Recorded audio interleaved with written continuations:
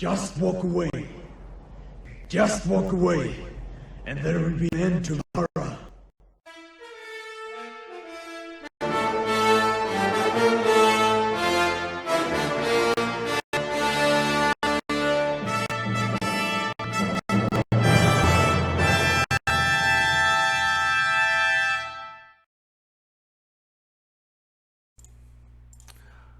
All right, we should be live. Are you there, gentlemen?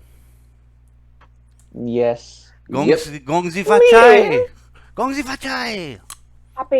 Happy China New Year. It was the Chinese New Year yesterday. If we were living in Asia, we'd probably have a day off work, but we're not. I got $60 from my tenants because I have nothing but Chinese people living in my building. Oh, right on for the New Year. Yeah, that's. And I was the only white guy that knew it was Chinese New Year. So they're like, oh, you say Happy China New Year? They pull out a fucking red envelope and give it to me. I'm like, no, you don't give me money. Beautiful. That was really nice of them. All right, everybody, welcome to the live chat, MGTOW Chats, episode 16. We got JWG with us today. We're going to discuss. Hello, Jay. How's it going? We're going to discuss. We're going to discuss Black Panther. We're going to discuss Wakanda and the politics around it. The problematic movie, basically, right? Absolutely. It's headline fucking news. All right. Yeah, when a Marvel movie makes headline news all around the world, we should maybe touch on it. And we'll get into other things as well. So anyway, none of us have seen the movie, correct? Nope. Nope.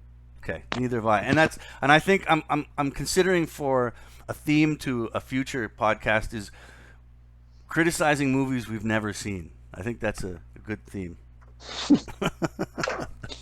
Well, I think that Watson uploaded a video on YouTube where Paul Joseph Watson, the guy who usually talks to Alex Jones. But anyway, I think he uploaded a video. Yeah, I think I watched it, yeah. And he was basically saying that, I didn't watch the movie, but it's still shit, basically. Yeah. He hates.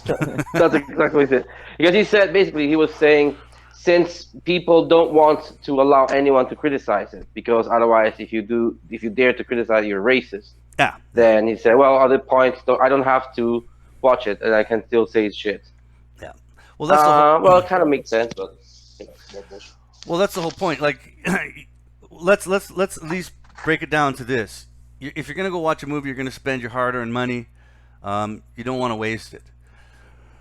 And if it's a political train wreck, like, why even bother? Why contribute? You don't even have to. Nowadays, you can just fucking watch people's reviews, and then download a pirated version, really, if you want to. So.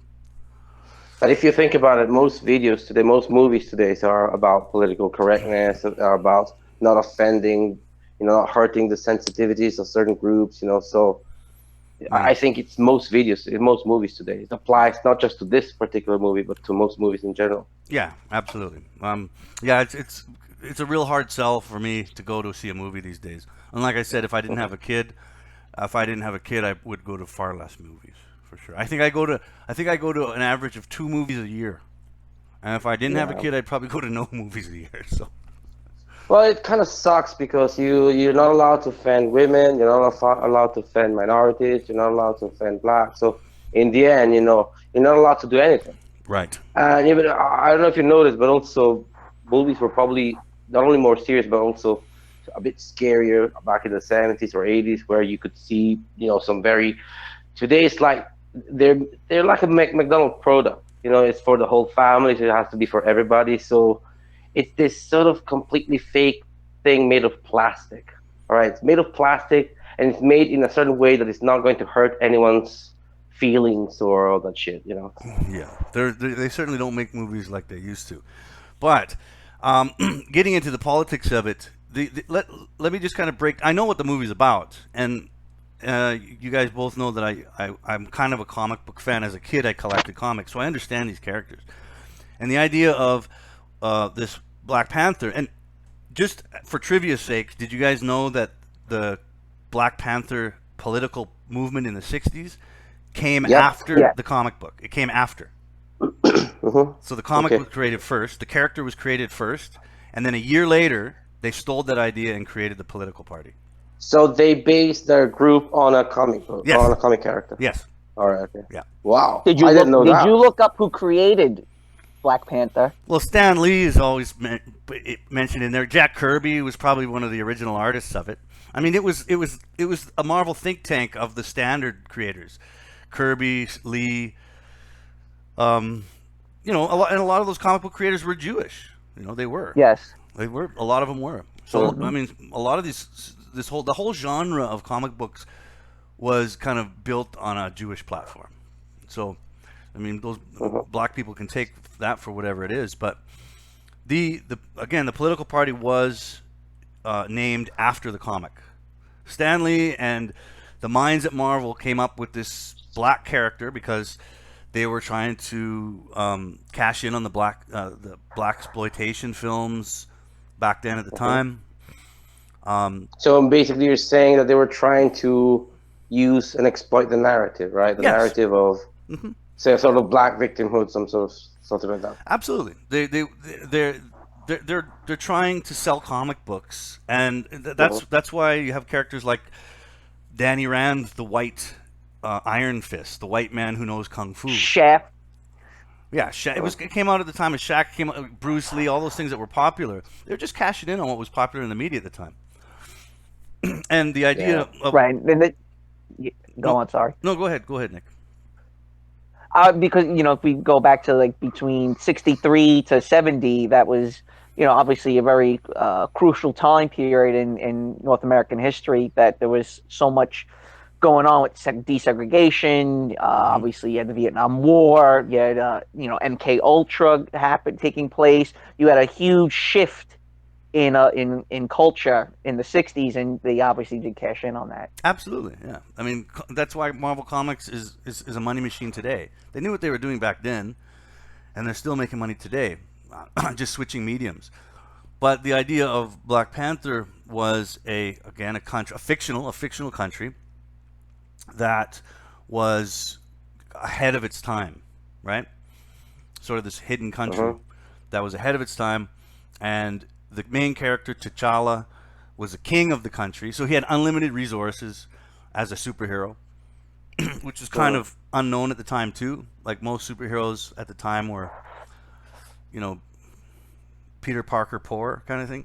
So this guy had unlimited resources. He owned his own fucking country, so that threw a new slant on it, and it was very nationalistic. Again, like here's where the Trump references come in. Is that the Wakanda nation had walls? It was invisible to the rest of the world. Nobody knew it was fucking there. They were so rich because of this fictional metal called vibranium that could only be found in their country, right? You know what? Now that you mention all these things, because I haven't watched the movie. I'm sorry if I'm interrupting you, but No, go ahead. Now that you mention all this shit, it makes me think of Avatar, because it's both of these things. Avatar was like very homogeneous. It was always only one type of people. Of course, it was another planet, so it was aliens. Yeah. But I think just the way you described it, it was a very say prosperous alien tribe, and they had some sort of unobtainium kind of thing that was very important. Yeah, it's kind of the same thing. So I don't know. I can sense that there are some similarities between Avatar and this thing. Because I don't know. I don't know if you can see there are some similarities. No, yeah, absolutely. It's very very homogeneous. Yep. Again, there was this precious metal that only they had, so they were very wealthy, but they wouldn't share it. They refused to share it. They built border walls. I mean, the whole thing was like, a Trump supporters wet dream, but for black people. That's what Wakanda. Right, that's what Wakanda was. Yeah. But Wakanda. But now you have the race politics of don't criticize this movie, right? Yeah, that's so retarded. That's just fucking bullshit. Don't criticize. You can criticize. You can criticize whatever the fuck you want. Absolutely. That's just ridiculous. You have the right to criticize whatever the fuck you want. Yeah, but that's the race politics of it all is, and again this always comes back to what I always mention with Nick all the time is the hypocrisy of it. Uh-huh. It's like Trump's policies are fine if it's painted black. They're absolutely fine. In fact, they're great, and they work so well in a fictional country that that the media will represent it as some kind of milestone in the history of black Americans. It's fucking insane. That's the hypocrisy of these liberal race politics. It's insane. Well, the bigger question is how many. it is. Sorry. No, it's okay, but it is, yeah, as you say, it's the hypocrisy, yeah, but it's nothing new. We already know because you can see the hypocrisy when they make a movie, like for example, Wonder Woman. It's about women, and so they're empowered, and you're not allowed to criticize because if you criticize, you're sexist and a misogynist.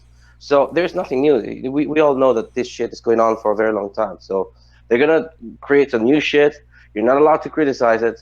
If you do, you're racist. You're a misogynist. You're sexist. You hate people. So it's nothing new here. It's always the repetition of the same crap going on and on and on. Absolutely. What were you gonna say, Nick? It's I don't know how many black people have actually fallen for this type of nonsense, because for anybody that has half a brain, they'll realize that Africa is a complete mess. I mean, there's not many countries in Africa that you can say, wow, that's a great country. We should go and visit it, or I should do business there, or just be a tourist and visit one of these nations in Africa. Yeah. Uh-huh. I don't. It's hard to say how many black people have fallen for it because the only real information we get is from the biased media. I mean, if we believe the media, then every black mind in America is at the theater right now. Well, I watched some videos on YouTube about some black guys. I think it was that black guy. He uploaded a video where he was actually criticizing this movie, and I think there are some black people who are saying, I don't think they're all falling for this shit. I think that some of them are saying, well, this is just garbage. No, absolutely not. Actually, I bet you white, low testosterone males are falling for it more than the black guys. Well, it's a question of white knighting. It's a question of I have to be the good one who cares about minorities. It's all fake. It's all fucking theater. It's just all fake. Yeah. Hey, I just want to pay tribute to the people in the chat. Hey guys, everybody that's watching, thanks for coming out. MGTOW Warrior, yes, we normally start around 10 p.m. Eastern time, but Jay is halfway around the world, and we wanted to get him in, so we had to do it a little earlier. And and I'm thinking I might mix up the live streams in the coming months. I might do 1 week evening and another week afternoon, and it might even air on a Sunday. I'm still working on a schedule, but just for the viewers' information, that's what might happen. So anyway, thanks for tuning in, everybody. Now, what do you guys think of the big-titted Jill Bob girl? Should I keep that up, or should I put up the... Where did you find that picture? I can't even remember, man. I got all sorts of fucking weird pictures on my laptop. I don't even know. Your nostalgia for Indonesia, I see. Yeah. Absolutely. That's a common sight over in Indonesia. It's these pale, petite girls covering their heads and having their tits hanging out. Anyway, let's get into a bit of the reality of Africa. You guys, did you guys watch those videos and articles? I have, and I actually have been to Africa. Oh, you I've have? been not only to... Oh yeah, I've been to Morocco and Egypt, but that's Northern Africa, so it's a bit different. That doesn't count. Yeah. That doesn't count. Exactly. No, you're right. And but I've also been to the Seychelles, and the Seychelles are, well, they're islands. They're African islands, so they are in the Indian Ocean. They're not too far from the equator, but they're not too far from Africa. So is that near Zanzibar? I think so. I'm not entirely sure, but it's called the Seychelles. And I spent there about 10 days or something like that. And I was at the resort, So it was like a 5-star hotel. It was just beautiful. The islands are just beautiful. But the last days, we went to see the capital, which is, if I remember correctly, is it either Male or Mahe? I don't remember. It's Male, Mahe, whatever. Well, it was kind of okay, but still third worldish. The people of the Seychelles are black Africans, and I could see the massive difference between the resorts and the hotel, where all people were white and everything was wonderful and clean and beautiful. But the Seychelles are the place where people are living there. Most places were just like a dump. We went to the city center. It was like a shithole, basically. It was just like a very crappy place. It was giving me the idea of a very poor place, and so it was weird because we were at the resort and it was like a 5-star hotel. It was so luxurious and everything was beautiful, and then you go to the city center and it's just, you go around the city and it's like, wow, it's just like a third world. Yes, well, a third world shithole, basically. But I don't know what to say because it's a shame because the island per se were just wonderful, just beautiful. So I think that I don't understand because they get a lot of tourists there. So I don't understand why it's such a mess, basically. Well, I think I think we inevitably have to get into the reality that different cultures, the habits and behaviors of different cultures. If you guys watched that documentary, Nick, what was it? Empire of Dust? Yes, that was very Yeah, good. and I watched it. Yeah, Yeah, I watched it as well. that was very, very interesting, and it brought up, anybody listening can go onto YouTube, type in Empire of Dust. It's about an hour and 20 minutes, hour and 15 minutes, maybe. It's not too long, and it's a great insight into how how different cultures kind of have to work together, and it's a real, actually, I think it's a great eye opener to anybody that's considering expatriatism. Because I mean, Jay, you yourself are kind of an expatriate where you're now, right? Well, yes, yeah. I And mean, I traveled a lot around the world, and I lived in Italy, I lived in England, I've been to Australia, and now I'm living in Switzerland. So wow. Fucking European privilege. Yeah, exactly. Exactly. That's a good point. fucking European privilege. Oh, yeah. Yeah, the North Americans are all a bunch of hicks. Yeah, compared to Europeans. Now you saying you went to Socotra? Is that correct? What'd you say? Sorry? What was the island you went to? The Seychelles. Oh, okay, all right. I think you can find them if you look in the, I don't know, the Google Maps or some maps Well, I'm on it online. now. Which country does it belong to? No, it's a country. It's called the Seychelles. I think it's SEY. Oh, I see it. Yep. Wow, it's pretty. It looks CH. pretty awesome, man. Yeah, oh yeah, the island is just beautiful. And I think the capital is either Mahe or Malé. Can you see that? Yeah. Do you Yep. see the? I'm already on it. How do you spell Okay, It's it? right. pretty out there, man. SEY. It's far off the. It's really not Africa, really. Well, it belongs to Africa. And, it has to belong to one continent. It belongs to Africa. It is island. The white man coming Do you know the Well, way? the people who are living there are Africans. They're black Africans. Black Wow. Africans.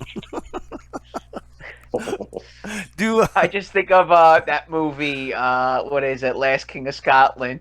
oh yeah, He's yeah. on me. Yeah. That's a great flick. That was great. That movie was awesome.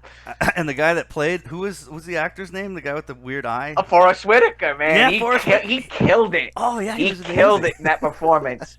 Amazing in that movie. Yeah, You absolutely. he's talking about the what's it? Gillian Anderson. She's a redhead. You do know in Africa we find redheads to be completely disgusting, right? Yeah, well, Yeah, most cultures find redheads to be completely disgusting. well, did you know that if you rearrange the words in ginger, it spells nigger? Ooh. Did you know that? Well, there's only one G though. No, there's two G's. So it'd be Niger. Two G's. Ginger. Rearrange Oh, the yeah, words, yeah, you get okay. nigger, man. Yep, you're right. I got banned. I got a 30-day ban from Facebook for posting that. Oh wow, For Jesus. pointing out something obvious. Yes, I got a 30-day ban for writing. If you rearrange That the is words in insane. ginger, it spells nigger. That is fucking insane. Fucking And there are Zuckerberg. probably people who share even worse things and they don't get banned, right? Yeah. Zuckerberg didn't like that one, that's for sure. Yeah. Fucking no sense of humor, Well, these fascists. No fucking sense of humor. There was nah, it depends. It depends on who you're mocking. You know, there's then well, sometimes it's okay, sometimes it's not okay. I doubt stand-up comedy was popular in Soviet Russia. It just probably wasn't there. That's why Russians have no sense of humor. Yeah. Anyway, um, the movie, going back to the documentary Empire of Dust. For those, I'll just kind of give a brief synopsis for those listening. It's basically a documentary about a group of Chinese businessmen who are trying to build infrastructure in the Congo. Correct? Was it the Congo? Mm-hmm. Yeah. Yep. And it's a real fly on the wall view of just how these things try to function, and just trying to build infrastructure in a African country that had a long history of colonization. Okay.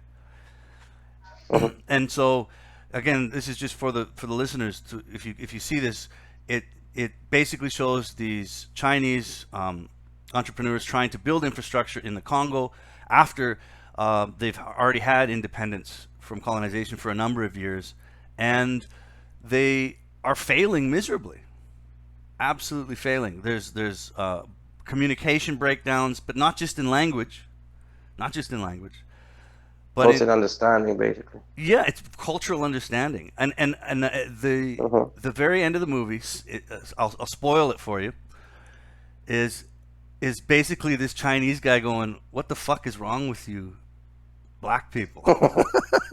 Like, we're trying to help you. You've had independence for 50 fucking years, and you've taken everything that made this country good and you shat on it. All right? I mean, is that a fair synopsis? Yeah. No, probably yes, but I know I'm making parallels. There's also, I think South Africa is in the same position because South Africa was a very rich, very prosperous country, you know, up to the 1980s, early 1990s, and Well, and then then when they got everything rid of started to apartheid collapse. was when it started slipping, and there's many cases where Shell, the gas company, has tried so many times to work out deals with the country of Nigeria, and the Nigerian government and the locals keep rejecting Shell's offers to try to build infrastructure, to try to help out locals. Shell even started donating millions of dollars to local NGOs and trying to teach Nigerians how to work on oil platforms, and they just riot, loot, and destroy everything. Yeah, and a shout out to Black Pigeon Speaks, where I kind of resourced a lot of what we're talking about today. He did the legwork in his stuff, but the Zimbabwe, Nick, you were talking about, is another great example. What was it, Rhodesia before, correct? Well, it was Yes, Rhodesia, and during Rhodesia. the decolonization period, they pretty much Europe and England, for that matter, decided to just cut off the whites in Rhodesia and just like, yep, you're on your own, go your own way, and we wish you the best of luck. Mm-hmm. And it was like the Rhodesian government was like, what the fuck? Why are you leaving us out to dry? And even to this day, there's white Zimbabwe farmers who keep getting their heads chopped off. Yeah, yeah. And the Hmm. the Mugabe, I think is his name. He's a nut job fucking dictator. He's like 95 now, and he keeps playing, throwing gas on the fire, saying it's a white man why our government's falling apart. It's their fault. Yeah. Meanwhile, their inflation rate skyrocketed. The local finance minister looted the banks, Yeah. and Zimbabwe is a complete nightmare Their now. currency's worthless. Worthless currency. Yep. Yeah. I think there was also a documentary about an African American couple, a man and a woman, who were probably in their either 50s or 60s, who decided to migrate to Liberia. I think that's the country in Africa. Yep. Yeah, I think Liberia. it's in West. And I watched the documentary, and basically, I think that they decided, both the man and the woman, they decided to migrate to Africa because they wanted to rediscover their roots or something like that. And it was very interesting because I was watching this documentary, and at the very beginning, I was thinking, it's not going to work because you were born and you grew up in America. You're not okay. You are African Americans, but you're not Africans. You're more Americans than Africans. But basically, they went there, and they just couldn't. They were. You could see if you watched the documentary, you could see that they were just desperate to try to fit in, to blend in with the culture, the society, because they were thinking, well, we're African Americans, we're black. They're Africans, they're black. We are the same people. And very soon they had to basically they had to admit it. They had to admit that it was impossible because they just couldn't understand not the culture or the society. They couldn't understand the immense corruption and the mess. They just couldn't take it anymore. So they were just going crazy. That documentary was, if I find it, I'm gonna Well, Yeah. West share it Africa with is you. really like I would say from Senegal stretching it all the way to DR Congo. That whole area it's hell on earth. Yeah. I mean, I had a I friend who bet. worked in Congo, not RD Congo, but he worked in the Republic of Congo, and he was a guy from India who was he established like pharmaceutical companies. He brought Indian pharmaceutical companies to Africa, and he was telling me, he says the Democratic Republic of Congo, like this what used to be Zaire. He says that place is literally hell on earth. Like, this is the worst country on planet Earth. And if you look at list of countries, the most uninhabitable, most hostile place in the entire world is the one right in the center, which used to be Zaire. And you have to understand too, like, there's a big difference.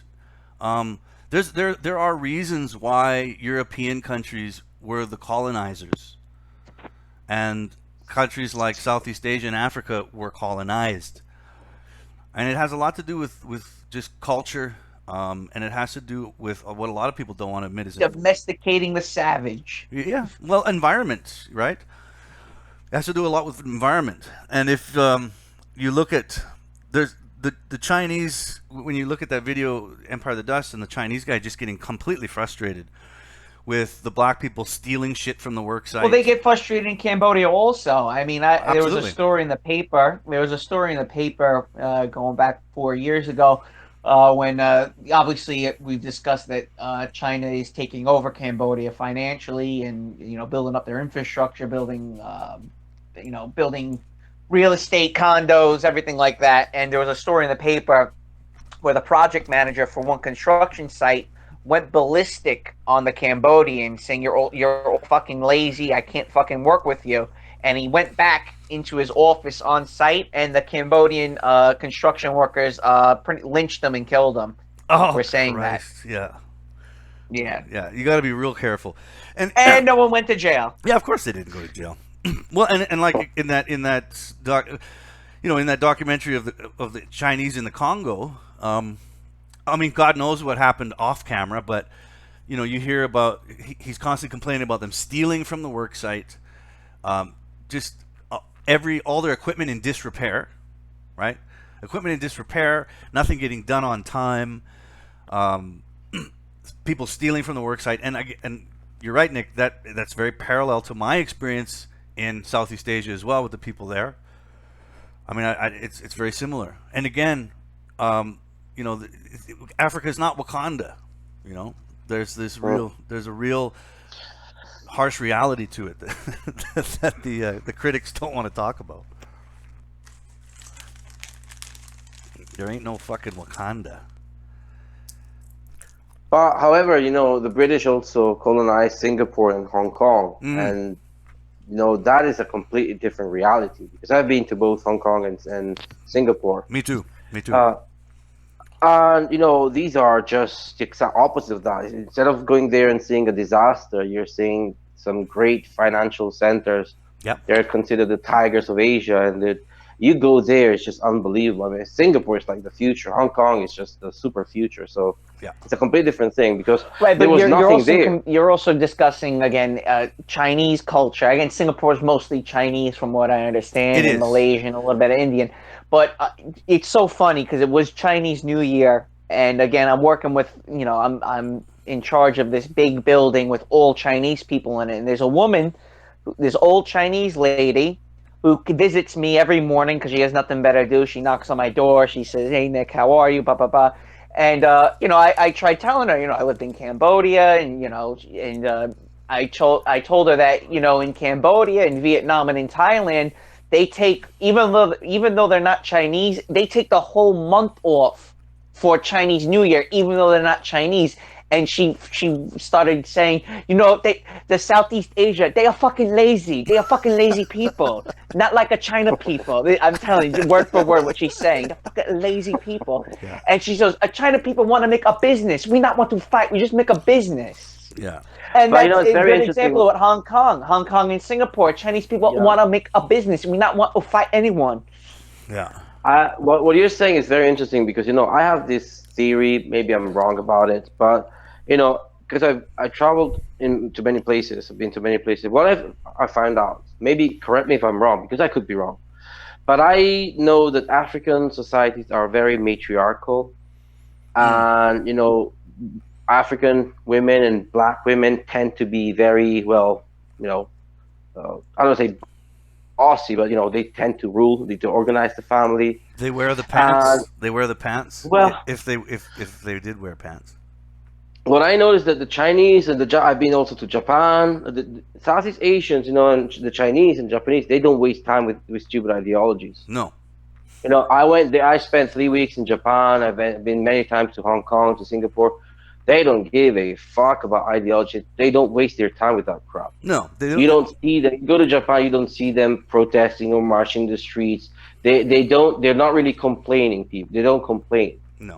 All right, and so I think that more than a racial thing, it's probably the way the society is structured. So when a society is more matriarchal, then I'd say it's more standing on the emotions. It's more emotional, so it's less logical. Probably that could be an explanation. I don't know if that makes sense to you. It makes sense to me. I mean, it definitely makes sense to me, and I think there's a lot of parallels that can be observed. It's not a far. It's not. I don't think it's a far stretch to come to that conclusion. Based on Well, experience and the other thing observation. I've noticed is within African society, we tend to look at how terrible it is, how corrupt their rulers are. There have been good dictators or prime ministers and presidents in Africa that most people in the West don't know about. And the ones that have been successful as far as controlling and domesticating and building up their infrastructure have been the ones that believe in Abrahamic faiths. Whether it's there was one in Tanzania, I believe, there was a Catholic ruler for like 20, 30 years who built up the country, who was socialist. He was a socialist ruler, and they want to make him a saint now because he really helped the country along. And it was the only country in Africa that did not break out in a civil war throughout the 70s, 80s, and 90s. Yeah. And it's very interesting what you're saying because you were mentioning Abrahamic faith, right? And these monotheistic religions, well, they're very patriarchal. They're structured as a patriarchy, right? Yes. Yeah. Because the only ones who are allowed to give mass, to be priests, are men. So we're talking about a patriarchal structure versus a matriarchal society where people don't really give priority to logic, but they give priority to emotions and that Well, stuff. absolutely, and you can't get much more patriarchal than Islam, and especially, Hmm. I mean, just the concept of God. God is the big daddy. The idea of God itself is very patriarchal. Uh-huh. So yeah, I completely agree with what you're saying there. Yep. Oh, I just saw Crossing Waves in the chat. Hi, Crossing. How's it going? I don't know if he's gonna respond. But anyway, it's the difference between that's the way I see it. And perhaps people are not gonna agree with that, but I keep focusing on that because I lived in London for many years, been in England, and I keep thinking of it was a bit of a disaster because a lot of these kids in England they were growing up without a father, and it was a real disaster. I spent 4 years there. It was just a disaster. I left, and it was Jesus Christ. This society sucks. It sucks so much. It's just incredible. All right, and a lot of them, yes, they were committing crimes. They were joining gangs. They were doing a lot of shit. And I was always thinking, well, yeah, But instead of wasting time and saying, yeah, because they're black kids, I was more focusing on the fact that a lot of them were raised by single mothers. They had no father. They had no authoritarian, and I would say patriarchal authoritarian role model. So that's the basically the very negative consequence of that. Hmm. Hmm.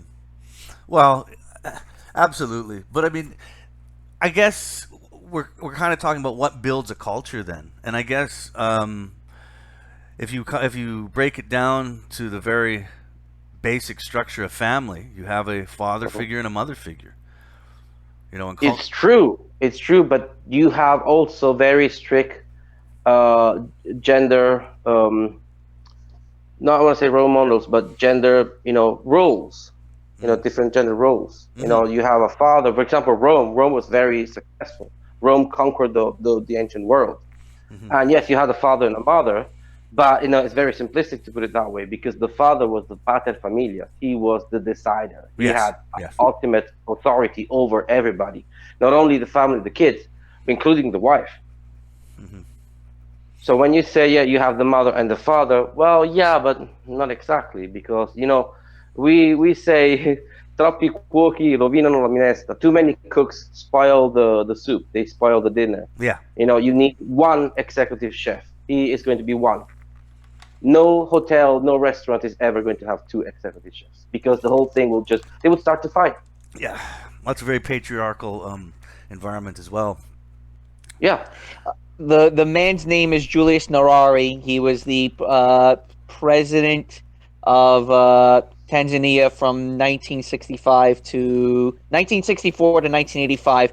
He believed in African nationalism, so he broke up all the tribes and tried to make it, I guess, into somewhat of a Christian country where they unified under one language, they unified their borders, and he believed in African socialism. There were some good things and bad things about it, from what I understand. And there was an inflation problem at one point, and there was a problem with getting them to work once he implemented socialism. Okay. So there you go. And But he was Catholic.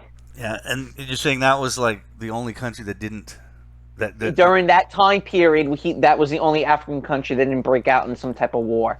Well, Roman Catholicism is strictly and only patriarchal, Mhm. by the way. Way it should Only be. the Pope. Well, yeah, that's the way it is. I mean, It's the reality of it. Yeah, absolutely. yeah, it's the reality. It's pointless to complain about it. That's the way it is. Well, Because like Well, you have to when also, you also have yeah, to understand, like, this is during the Cold War, so there are obviously proxy wars between the Soviet Union and America to overthrow these governments. I mean, you go to the crisis in the Congo. I mean, the Belgian government was pulling out, getting decolonization. What filled the vacuum? You had a bunch of radical Soviet spies in there trying to, overthrow the country. Cause a massive breakdown in pretty much infrastructure and society. And it really, Africa has not really regained any ground since the fall of the Soviet Union. yeah. Well, it was probably what the 1950s the 1950s and 60s was the end of the colonization era. Really, was it?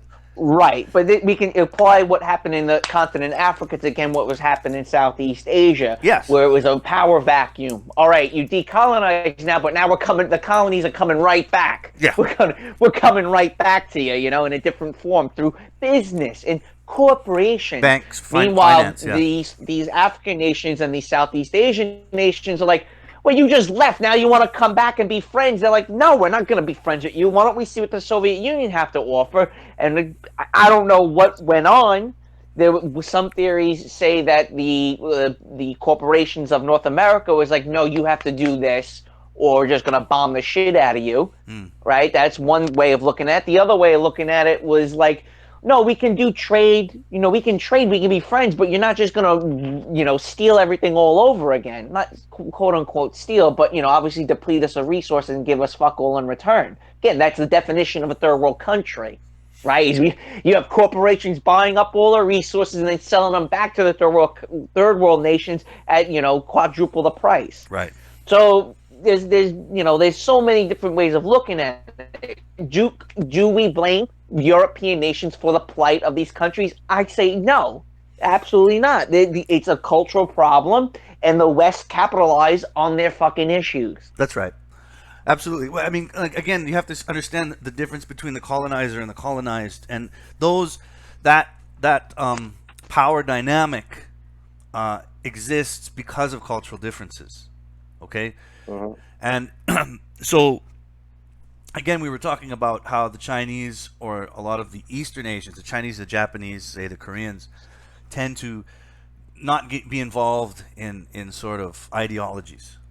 They're very Yep. straight. They're very straight to the point. They're They do a business. They yeah, do a business. they do a Yeah. business. Yeah. Well, exactly. That's exactly what I was thinking when you said that, Nick. Because you were mentioning the Chinese people who would say, "No, we were all for the business." Exactly, because they don't want to waste their time with stupid shit. Yeah. They just want to get to the business. They want to, they care about money.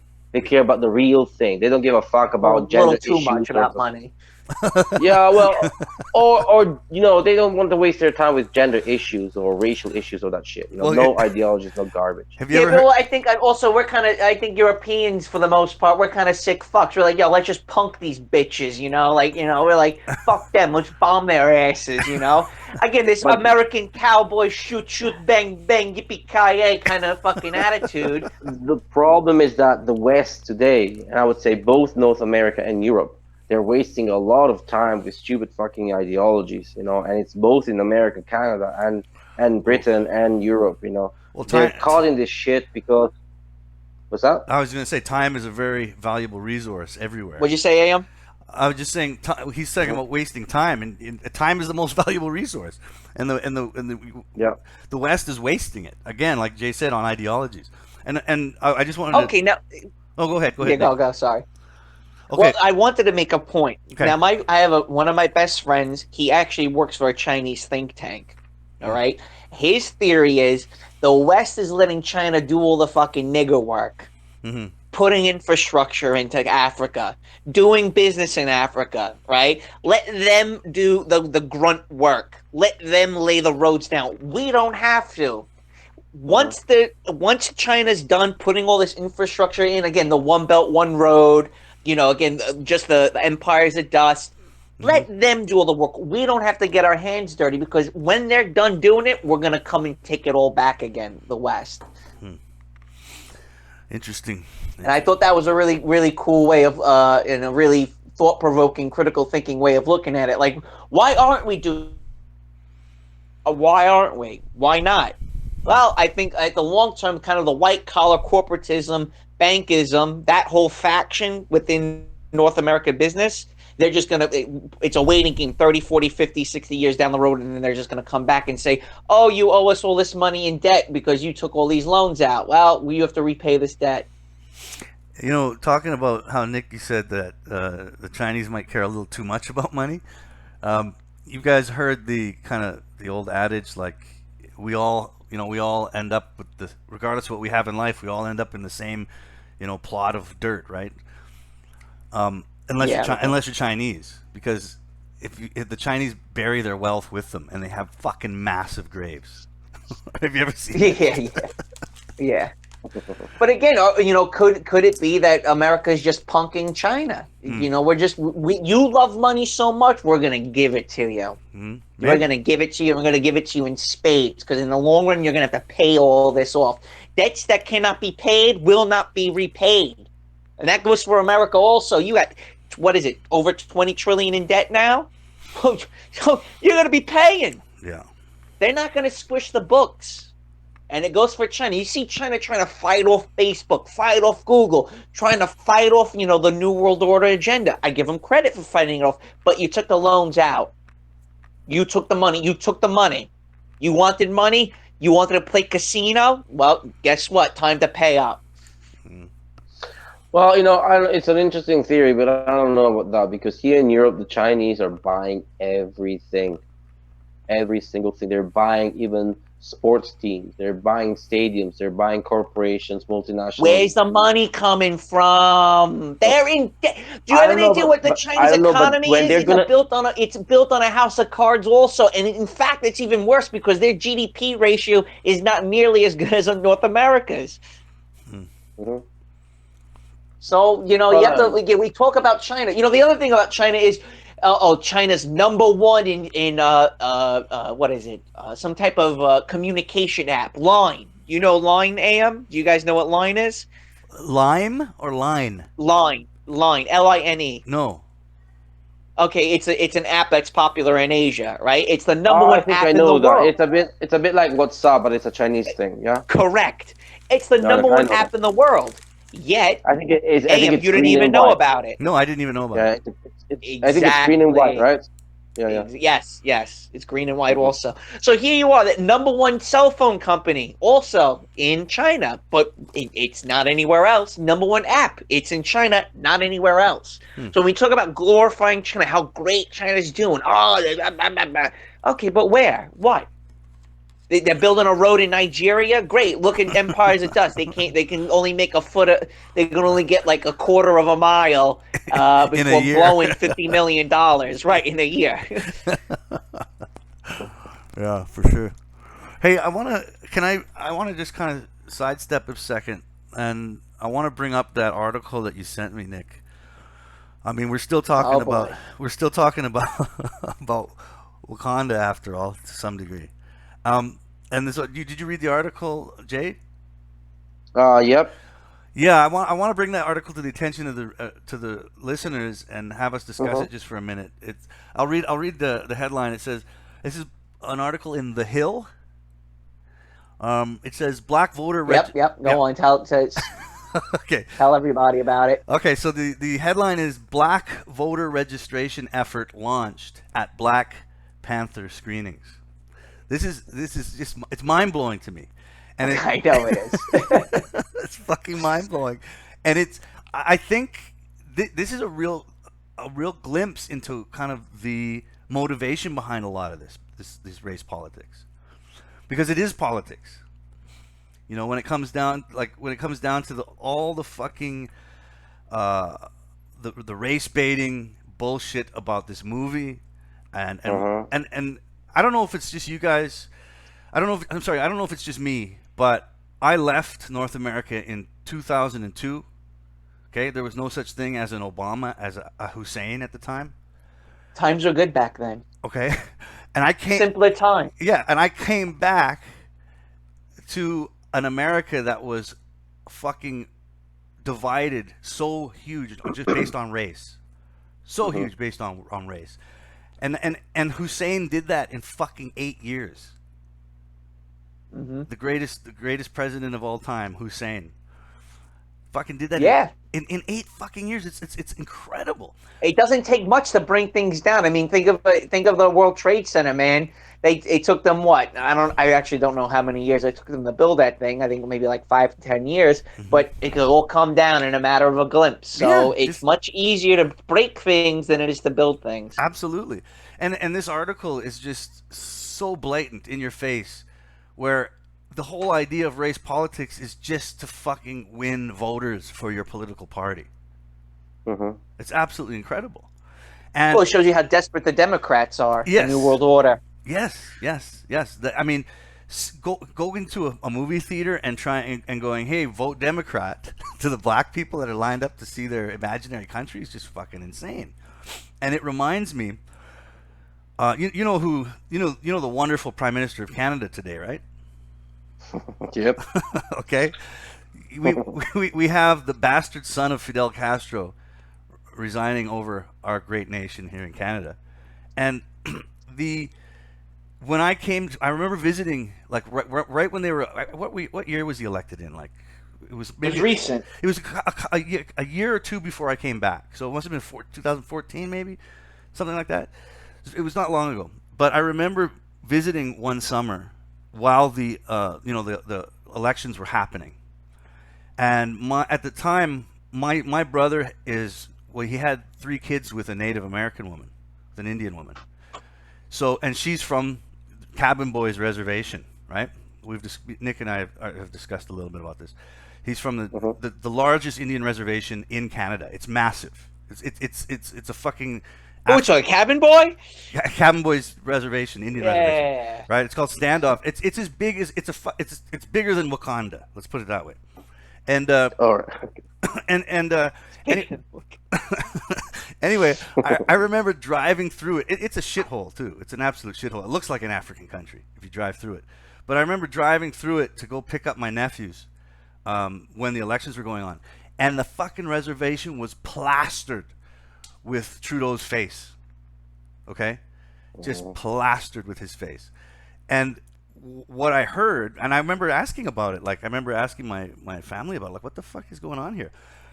And it turned out that a huge chunk of money was spent by Baby Castro and his party to win Indian voters, because Indians don't vote.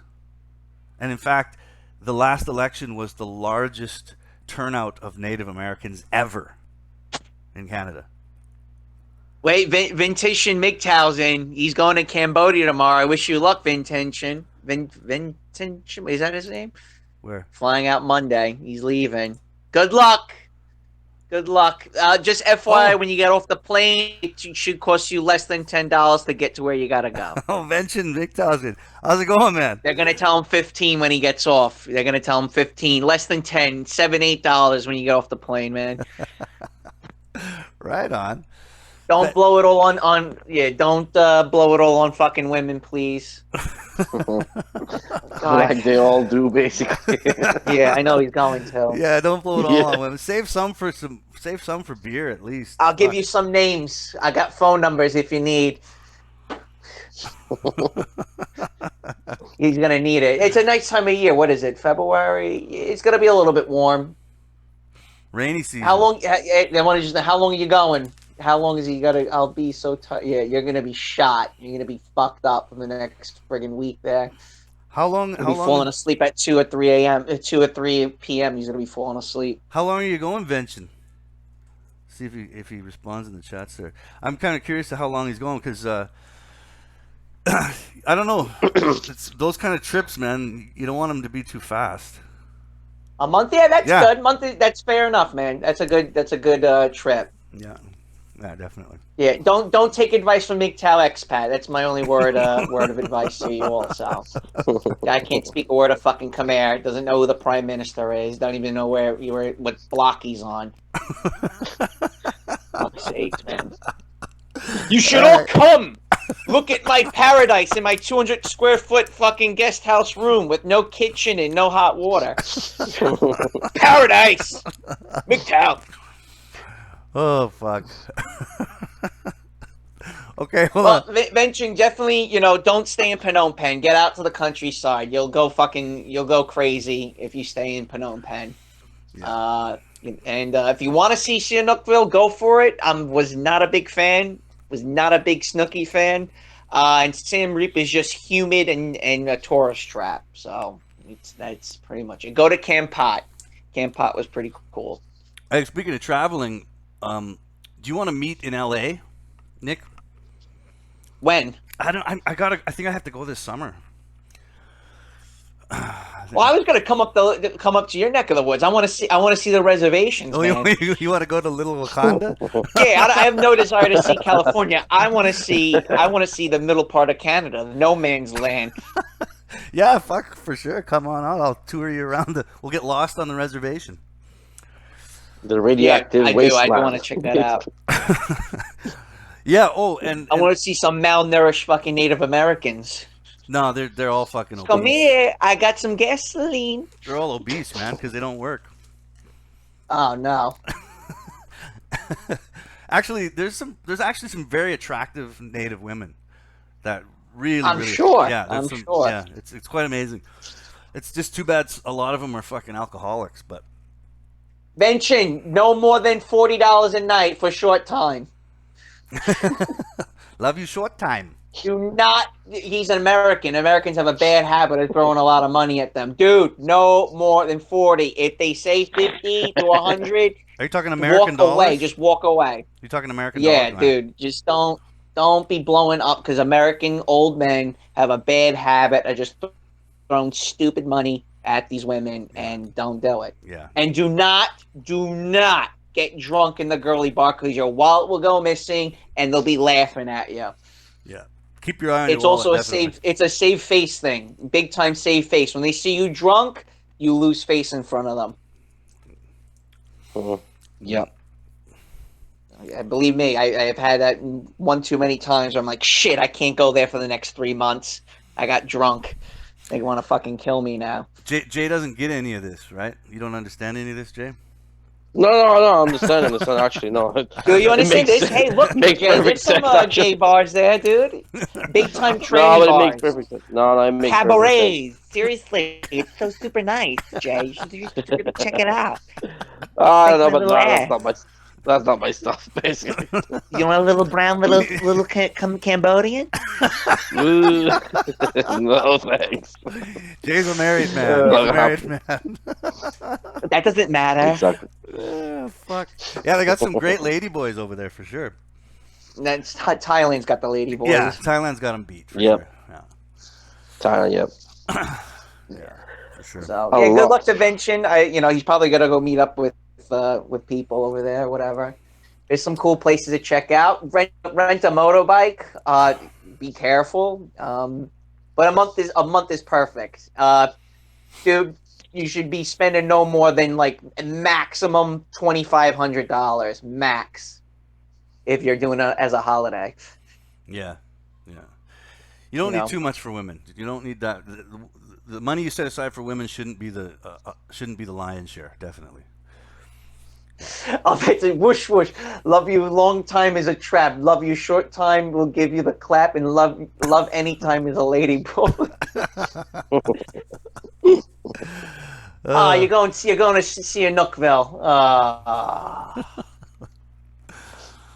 fuck. Benching, man. I don't know if moving there permanently is a wise trip. I'm just giving you a heads up. You're gonna see other guys your age who look like they have one foot in the grave, and you're gonna say, "Is this really what I want?" Because I'm gonna be lumped in to the same category as them. Mm-hmm. Well, It's inevitable. The other thing too is like feel it out. Definitely, a month is a good. If you go a Month is awesome. Month is a great amount of time. Then after you get home, you can reflect on it, and then maybe next year go another month. That kind of thing. Invention, dude. If you're over there for a month, man, go to Saigon. It is so much nicer, and the women are way hotter. There's trees. There's trees there. There's no trees in Cambodia. You're gonna see no trees. All right, it's a pile of hot dust. Is Cambodia? If you to Saigon is a 4 to 6 hour bus ride. Bus ride $7. Go and check it out, and you're gonna be like, "Wow, this is way better than Cambodia." Okay, so why the fuck do people want to go to Cambodia?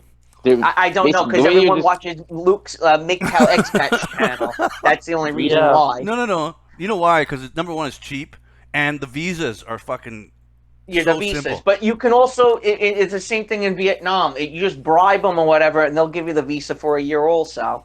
It's a little bit harder. It's a little bit harder to get the visa.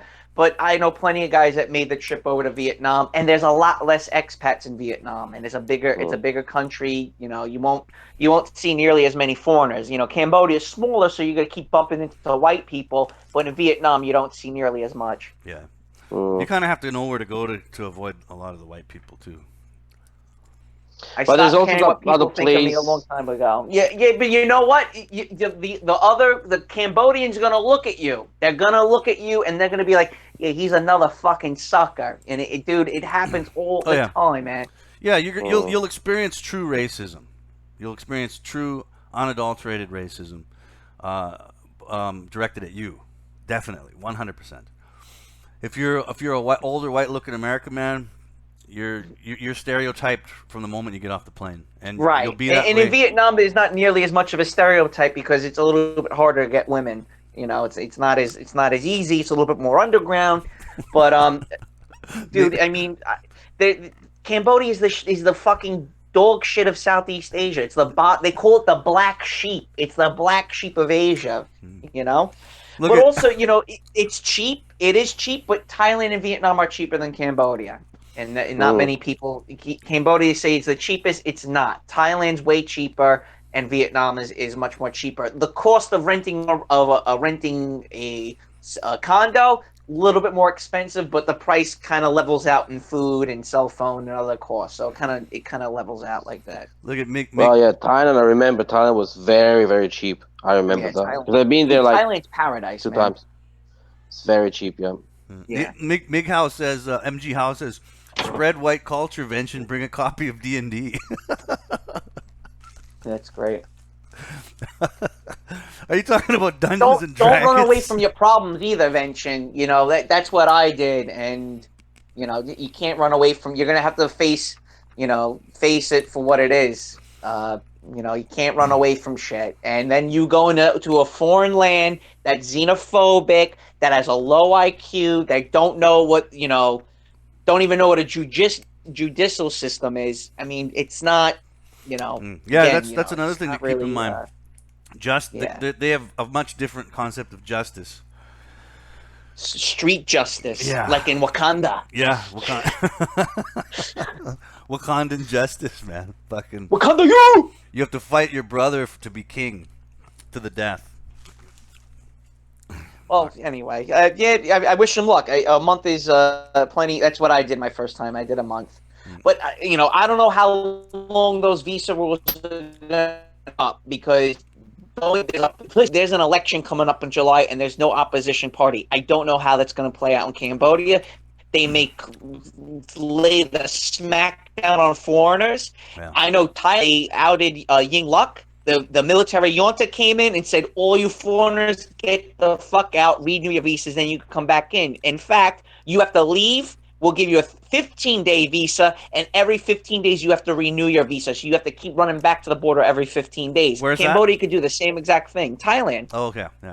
Yeah, visas can change on a dime, man. Like, especially there. Yeah, unlike America. Yeah, in any Southeast Asian country, man. Like,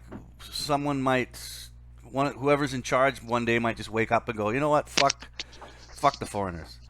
He may do that just to appease the locals, mind you. It could be a political move. Yeah, it could be a political move. Because they do not, going by what's going on with the construction in Cambodia, the locals are like, all right, we got a big fucking Chinese problem now. And they're realizing it. They when I went back, they were like, okay, yeah, China's fucking stealing our shit. It's not Vietnam anymore. So it may be a political play. Like, look, I'm a dictator. There's no opposition, so I might as well throw the locals red meat and fucking block all visa entries. Yeah. Well, I want to kind of go back to the article quickly. Oh yeah, sorry. That's okay. My invention came in. Yeah. So we have evidence that the Wakanda is a fucking political move for the Democrats. It's blatantly obvious. Yeah, blatantly obvious. But that's not something that anybody talks about. They don't really talk about it. And again, I just finished talking about how this exact same thing happened in Canada with Trudeau, and except it wasn't the blacks, it was the Indians. How do you get the Indians to vote? And the backlash or the side effect of that, of what happened in Canada, is the state of the reservations got worse. So it's just a shout out to any American blacks. If you get suckered into voting Democrat, you're probably going to end up in a worse state than you are today. What happened with the natives was the native land have their own governing system. Okay, so this is not quite the same as the blacks in America, but the natives, maybe that's what the fucking Democrats want. Maybe they want to put all the American blacks into their own Wakanda state. Who the fuck knows? But with the Native Americans, they govern their own land to the point where if an Indian comes into town and steals a car and drives it into the reservation, they're untouchable unless they're turned over by reservation authorities. Okay. So what if I go there? If I visit Cabin Boy or whatever, will I get will they give me a hard time? No.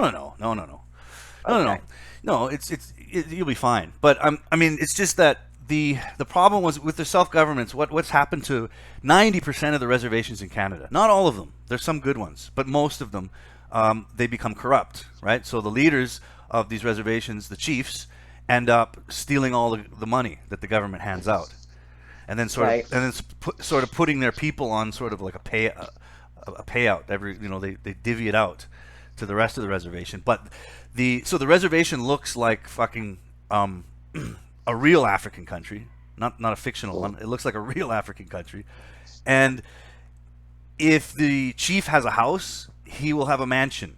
So there's like a fucking mansion in the middle of this almost A shithole. Yeah, this realistic looking African type country. It's amazing. And so what Trudeau did was basically say, vote for me, because there's a large population. That's a large population that just doesn't give a fuck. They don't vote, right? So he just said, vote for me. Neither do the African Americans really vote either. Yeah. So what basically Trudeau said was like, there was a lot of the politics within the reservations themselves, because the corruption was so blatant that they were trying to turn it around. Like the Native Americans were like, look, we want to live in better places. We want our reservations to be less corrupt. Okay? I mean, the intelligent ones that gave a shit were kind of raising a stink about it. And then what Trudeau did was just go, you know what? If you guys vote for me, I'll promise you that the government won't ever get involved in your business. You can keep doing things as you've always been doing, and I'll increase the amount of money I give to you. And every fucking Indian voted for him, and now they're even in a worse state. It's fucking incredible. So you see how that works. Well, winding it a little bit with them trying to get them to vote while they go see the movie. It's what the Democrats are doing / communists / social justice warriors / New World Order. It's very similar to the Khmer Rouge. The Khmer Rouge gave the imbeciles guns and told them that it's the bourgeois, it's the middle class that's stolen all your shit. It's the same exact type of move. So you're taking advantage of African Americans because they're politically ignorant. Yes, they're politically ignorant. They have, as a population, they have much less education than the average American. And Jay, they have very few of them have fucking fathers, man. Right. Yep, there it is. And there it is. Yeah. And surprise. Yeah. So, and it's there is parallels in that sense with the Native Americans here, because again, a lot of them, their family structure is just so loose. You know what I heard? I heard a term for the first time. Like, there's really no male figures. I swear to God, some of the Native American men I've met here are the most fucking blue-pilled, cucked simps I've ever known in my life. Yeah. None of them have fathers. None of them have fathers. And yeah, of course. Yeah, and I remember hearing for the first time about a week ago from some Native Americans the term, "She's my kissing cousin." She's my kissing cousin. And I'm like, what the fuck? I'm like, what the exactly. fuck? Yeah, exactly. It's exactly what you think it is. It's incestual. So I mean, like, they're fuck, just really fucked up, loose morals, no father figure. Yeah. And it's that sucks. Yeah. I mean, it's so sad though how the African Americans and the Native Americans, One Nationers, get played like this. It's constantly it's happened to them time after time again. There was only a small period that African Americans have been truly free, and that was between 1950 and 1965. Yes. And the way that we're being freed was actually through music. That it was becoming desegregated in America through music. That here's this thing called rock and roll that the African Americans introduced to the white population, and the whites were like, "Wow, this is great music." Yeah, but he's black. Yeah, who gives a shit that he's black? This music rocks, Yeah. And you look at all the great African Americans throughout time, they either got assassinated or died young. America's greatest guitarist is Jimi Hendrix, and he died, at the age of 27, 28? It's really sad. But I think it was basically with I don't know if this is wrong, because I don't remember who told me, because back in the 1990s there were some friends who were into hip-hop and rap, and basically there was this guy who explained to me that it emerged that as a rebellion, and because a lot of, what I presume is that a lot of these guys are fatherless, right? They started to complain because that's what they absorb, right? I said that before. They absorb this idea of complaining and complaining and complaining. And I think That's what you get from rap and hip hop. It's like there is a lot of complaining in that music, but what they were criticizing about the successful blacks who were being successful in rock music and other genders much earlier in the previous decades is the fact that basically to them those blacks in the 50s and 60s were successful, but they were still like servants because they were serving their music to the white masters. Mm. So they see it that way. That's bizarre. They see it that way. Basically, they were saying, no, I'm talking about the ones who were started to back in the late 70s and the earlies. They started with the hip hop, the rap music. Oh, They started to complain about the fact that their fathers or grandfathers who were very successful in music with jazz, with rock and roll, and so on, they were basically just like marionettes. They were just playing and dancing for the master. All right, that was the idea, well, if you want to, which is of course is bullshit, but well, you know what I mean. let me kind of segue a little more into the music aspect of what we're discussing. Mhm. I honestly believe that there is no other style, actual style or genre of music that has ever been targeted at such a small demographic as rap music. Mhm. Like rap music became. I'm kind of just segueing into this because it has to do with what we were discussing there. But rap Yep. music, rap music was became popular in the '80s, and it Mhm. evolved. It evolved and really hit its golden age in the '90s. And Yep. that music, if you listen to it, it's think about it. There's no other style. Country music. Who's the demographic? It's not a race. It's not. Mhm. It's not a music for a race. It's not a music for even an age group. Uh, Mhm. Most music, popular music, tends to target a younger demographic, but it's only rap that targets young African American males. Specifically targets them, and Well, now, Well, it's not that it targets. It's just that it was black males, the ones who were they created it. No, they created the rap music. well, So but you have to it's not a remember. surprise that. But a lot of that popular music, Mhm. it's not as spontaneous as a lot of people want to believe. I mean, it's money. It's an industry. So they package it. Popular music is packaged for an audience to profit. Yeah. They Oh yeah. put these young black men on the cover of albums, and what were they Mhm. singing about? They were singing about race politics, killing police officers, fucking women, and doing drugs. Well, complaining basically, right? Just a lot of ideological whinings. Yeah, but basically, very loose morals were being Yeah. sung to a generation of young black men who Mhm. didn't have fathers. Like Holy exactly. what a So what do shit they mess! absorb from their single mothers? What do they absorb? how to Don't be they effeminate. absorb this act?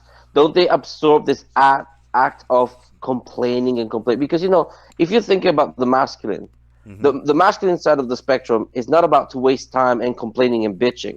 Men act; they're proactive. They solve the problem. Yes. Men act as problem solvers, troubleshooters. They just do they get the solution. Women don't do that. They just complain. You see women who are marching in the streets. How is that a solution to anything? That's not a solution. That's just complaining and whining. Wearing Basically, pussy when women hats. march in the streets, they're basically it's like indirectly they're asking their men to take action to do something. Yeah. That's the way they think.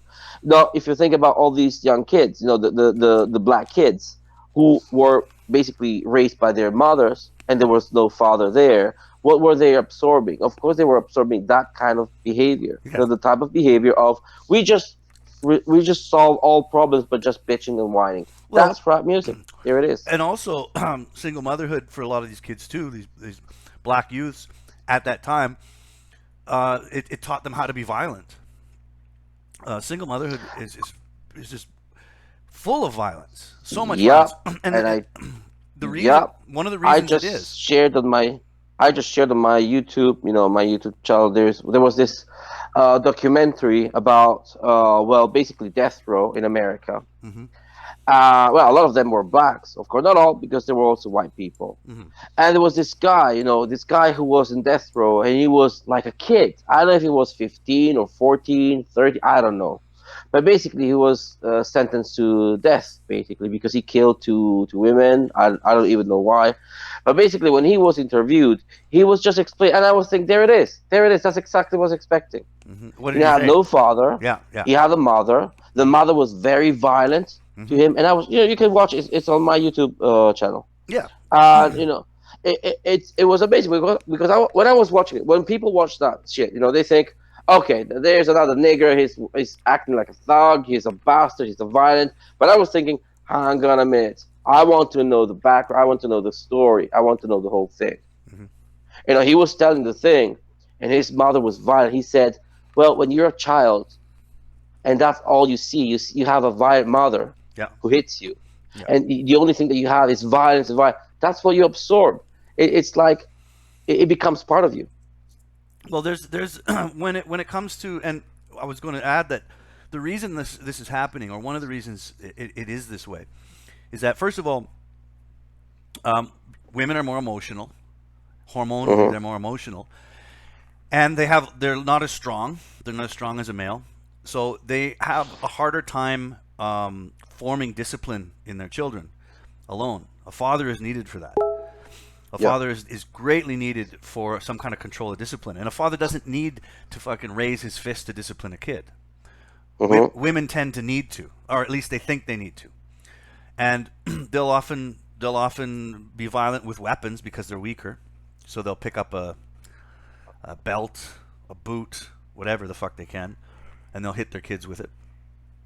And it's rife. It's rife in single motherhood. It's horrible. It's absolutely horrible. And again, like I was saying, you had this demographic of young black males raised by single mothers, and the only role models they had were these engineered pop stars who sung about shooting police officers, being violent, and doing drugs. That's it.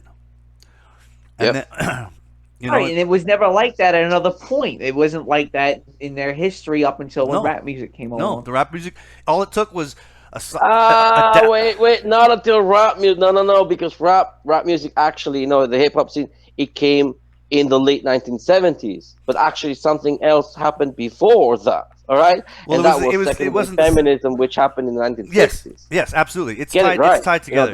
Don't blame rap, because yes, rap is shit. It's just a bunch of guys were bitching and whining and complaining. That's rap music. It's just like I am said. It's just commercial. It's just to make money. That's the way it is. But it came later because it came in the 1970s. What came earlier in the 1960s was second wave feminism, which had a much more destructive effect on the black community. Yes, it's tied together. And just for the record, I don't think I wish people would stop calling it second wave feminism. It's just fucking feminism. Okay, yes and no, because you know why I call it second wave feminism?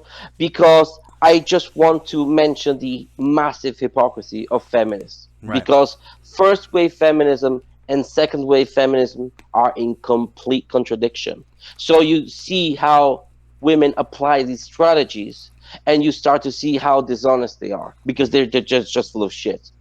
And I mentioned in another hangouts, I said, if people understand first wave feminism and second wave feminism, they start to understand how feminists are full of shit, right? Because they contradict themselves.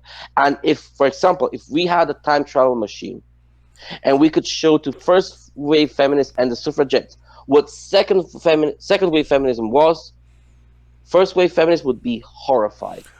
Just be absolutely horrified. Well, put it this way. See what you think of this. First wave feminism, I wouldn't even call it feminism. I mean, the suffragettes, you have to understand, like, a lot of the history of the suffragettes was rooted in violence and Marxist ideology as well. The whole idea that the suffragettes was just a movement to get women to vote is a load of shit. It wasn't about women voting. I mean, men couldn't vote back then. A lot of Native Americans didn't get the right to vote until the fucking middle of the 20th century in America. So, that the whole idea of poor women couldn't vote is a load of shit. But I kind of want. We're kind of digressing. I want to quickly just finish off the thing about about the music, and just the idea. You're right. The rap music didn't become. It actually became more popular in the early '80s, early to mid. It was when it really became popular.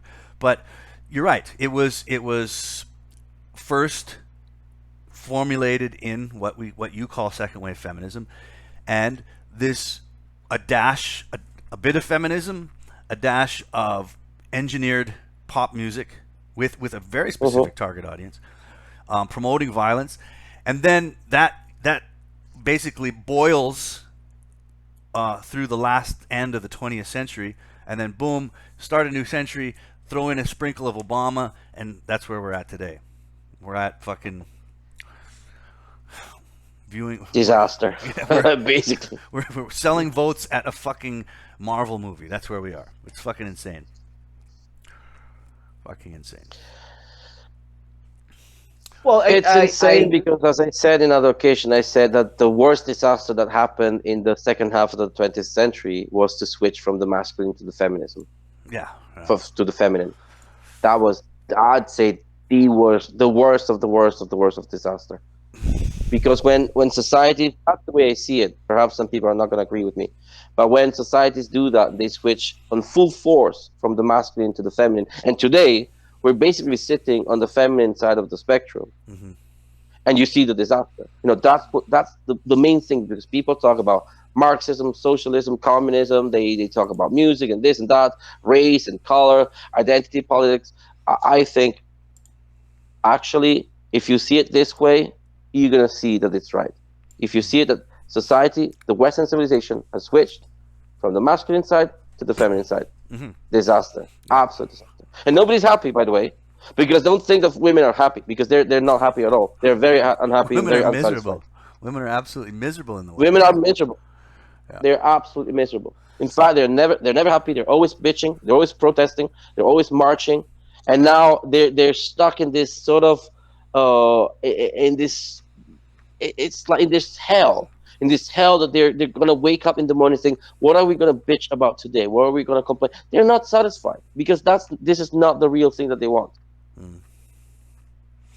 Yeah. Oh yeah. I mean, but I agree with you. I agree with you, Jay. I think underneath all of this, if you scratch off the surface of Wakanda, you're gonna find a fucking pussy hat, and therein lies the biggest problem. I agree. Absolutely agree. Well, let's rewind real quick, because I want to go back to what music was doing in the 50s and 60s with African Americans. Is that this again? It was pre welfare, right? This is before the welfare. This is before the civil rights movement and everything. In a lot of ways, was perhaps the 50s somewhat of a utopia. I mean, it wasn't perfect, but if we look from 1950 to the time JFK was president, I mean, that was considered the best time in American history. And when the economy was booming, right. Again, it was post World War II. There were reasons why it was so great and everything, but I think that the elites saw this, that they didn't want this to happen. They didn't want to see somewhat of a successful, peaceful nation. So, with the music, with African Americans introducing rock and roll to the masses, there weren't that many groups. There weren't that many artists, right? Everyone kind of listened to the same music. So there was a form of hegemony. What's the word when everyone's together? Hegemony, is it? Homogeny? Homogeny, right. There's a form of homogeny amongst all the races, even though there's really only like 2 races at the time in America. But everyone was getting along. And then once the Beatles got introduced, right? Okay, now here's a rock group, right? Then came, I guess the the 60s, that the whole hippie movement, where now you have multiple different groups of music. So we became atomized through music. Oh, you listen to Iron Butterfly. Oh, you listen to the Beatles. Oh, you listen to the Grateful Dead. And we started getting segregated amongst musical groups, and a lot of people tend to identify with the music they listen to now, right? Well, so it's another way of looking at it. Yeah, music is definitely a way to sort of engineer kind of society. Yeah. I mean, it's very, very effective. It's media. Yes. So just like movies. Yes, absolutely. Just like movies. It's music. It's movies, it's TV series, the way to divide people. It's a good way to engineer the way people think, the way people behave, and like I remember people were really big on what's his name, Tupac. You remember that guy? Yep. That's a little bit. That was a child. But Yeah, that's why. Like, I remember people were big on. Like, I listened to rap when it first became popular, and I heard it because it was first becoming popular. I was listening to Run DMC. I was listening to NWA, right? And then came like the Tupac, and I never really listened to it. I didn't know about it, and he became sort of a lot of these musicians become cultural fucking icons as well, right? I mean, people, again, a bunch of black males with no dad, a violent mother, and who's their patriarchal role model? Tupac. And who was also from a single parent family. And the fucking, if you listen to some of the shit these people sing about, it's insane, man. I mean, Right. it's just like fuck hoes and shoot cops, man. It's horrible. It's fucking horrible. Well, don't you see the paragon with Antifas and social justice warriors? Isn't that the exact same? Because Nick, before he mentioned the hippies, but the hippies were just the equivalent of the social justice warriors of the 1960s. We're basically at the same level. Yeah. Okay, but It's the kind of hippie movement is different than all the other movements. Okay, it was a movement like, let's say I listen to whatever group, but I still put on my, my Dockers, my button-down shirt, and go to work. And then when I go home, I listen to whatever music, and I get into that mode, kind of like the Rocky Horror Picture Show. All right, you go to work, you dress a certain way and everything, but at night you let loose, you go to a Rocky Horror Picture Show and let it all out. The hippie movement, that was permanent. You embraced being like not shaving your legs. You embraced not taking showers. Just like social justice warriors. They are Right. the exact same. They're the exact same thing. But that's the difference, is what the hippie movement did, that where you had people go to Woodstock and never left and never go back to work and never just embraced this type of mindset. I don't think many Antifa people work. I'm pretty sure a lot of them are fucking unemployed, man. Right. So the hippie movement is a little bit different versus a lot of the other type. Rock and roll. Again, I still, even punk music for that matter. People listen to punk at night, but then they put their regular clothes back on during the day. Hippies didn't do that. Hippies embraced the hemp, the acid, all those type of things that we associate hippies Communes? with. Those a little bit. Right, communal living, right. Yeah, that's very So good. it's, Hey, right. MG Howe mentioned something here. He says, isn't this in the hadiths I am? The Dajjal and all where women and men will fight. And he's not wrong. He's not wrong. Just breaking off topic for a second.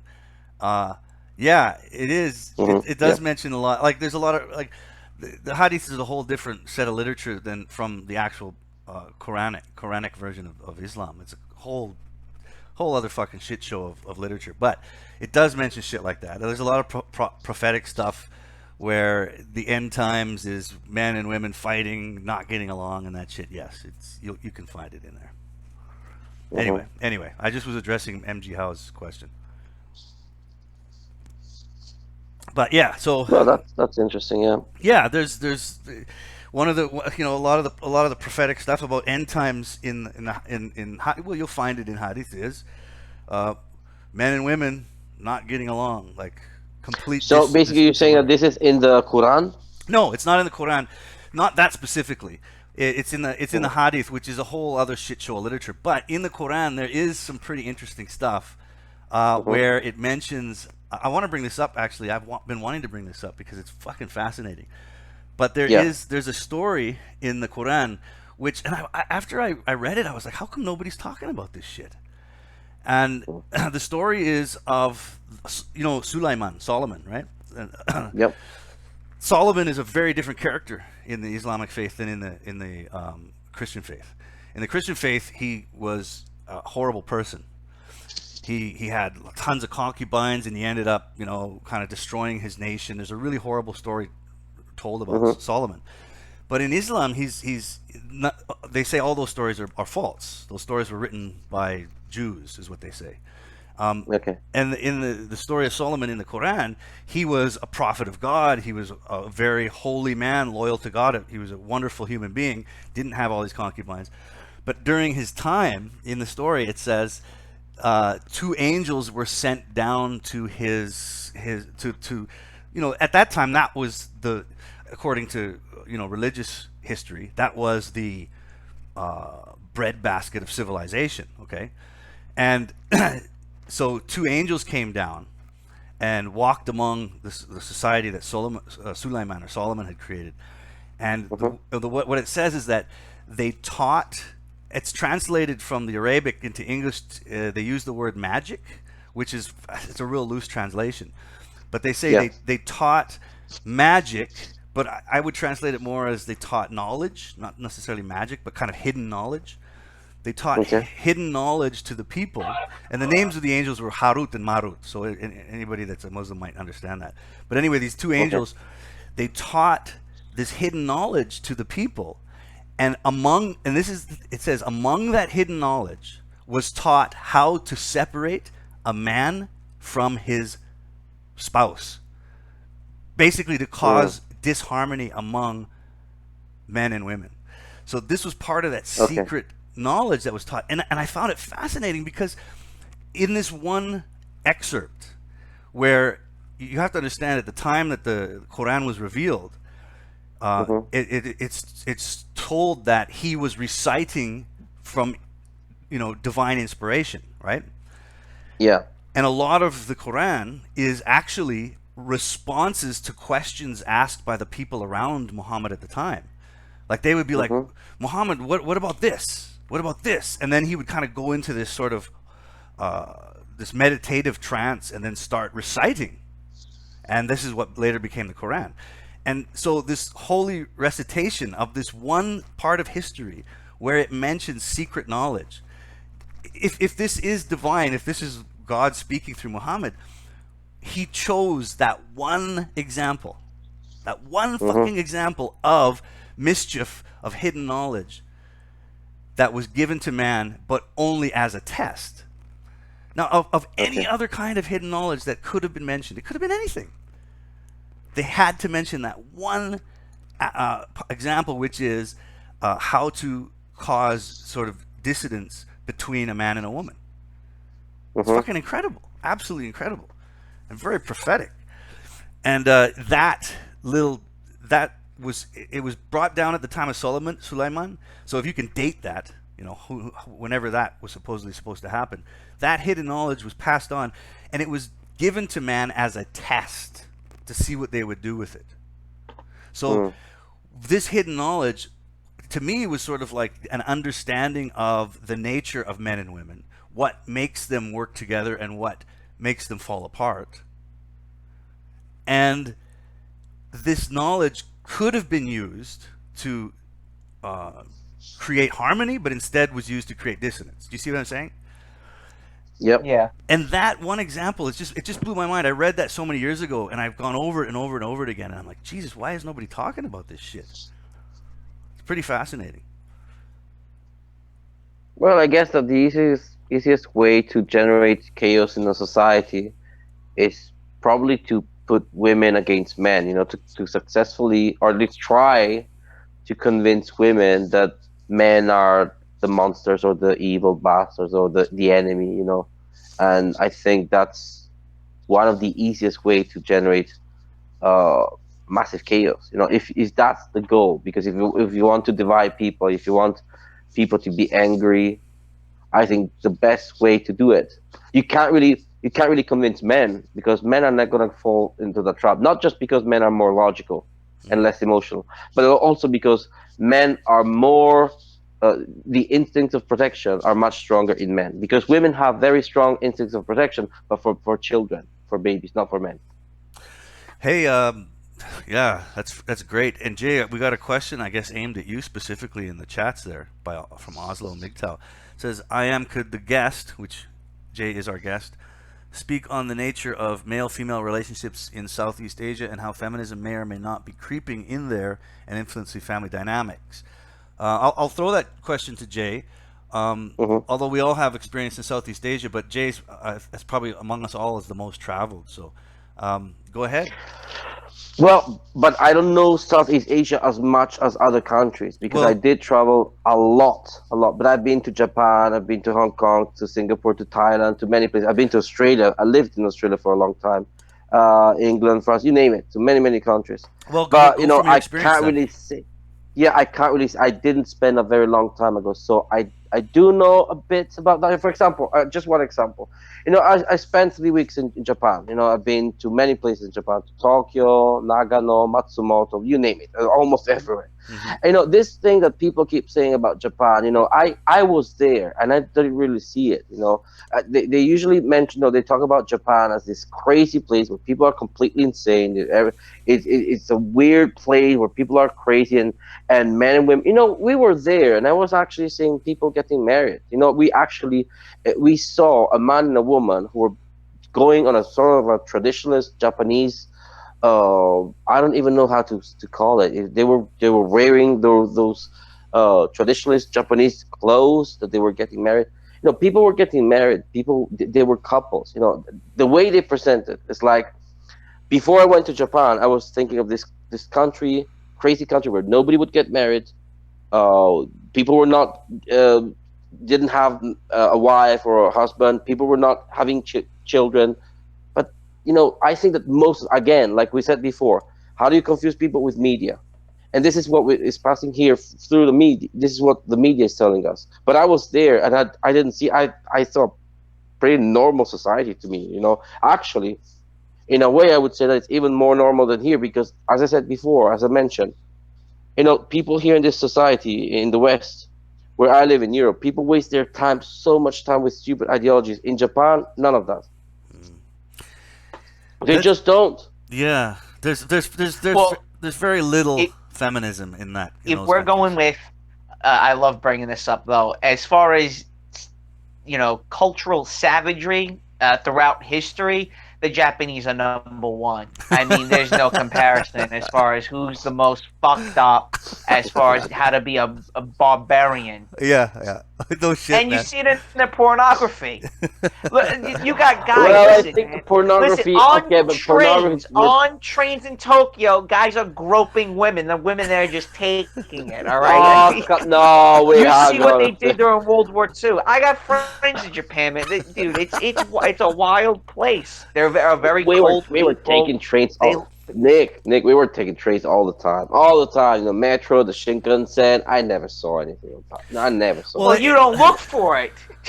I look for it. Come on, well, it was come Well, probably look. on. I mean, I was look at looking their at people. history.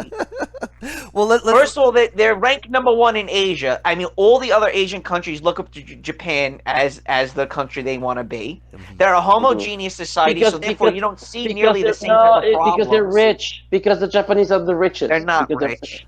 No, they're die. not. They're freaking. I don't know about them being a. well, Yeah, I think it's aesthetics that you see. I think it's Hmm. aesthetics, but they've been in a recession for the past 20 something years. Hmm. well, I think they're doing You can't look at fine. it as I far think as they're doing wealth. fine. Wealth is up front. well. I mean, you can also say The men Europe are looks so killing wealthy and America themselves. looks so wealthy. The men are killing They're themselves in in debt. droves, right? You They're in guys, debt. you guys do realize that the suicide among men there is fucking like Oh God, it's horrible. astronomical. It's horrible. Yeah. Same with Oh, hang on Korea. a second. Hang on. It's true. It's true. That's true. I agree.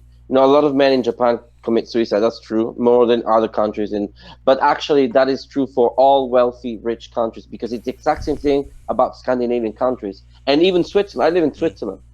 These countries have the best quality. You only need to look. Search online. Search for the countries with the best quality of life in the world.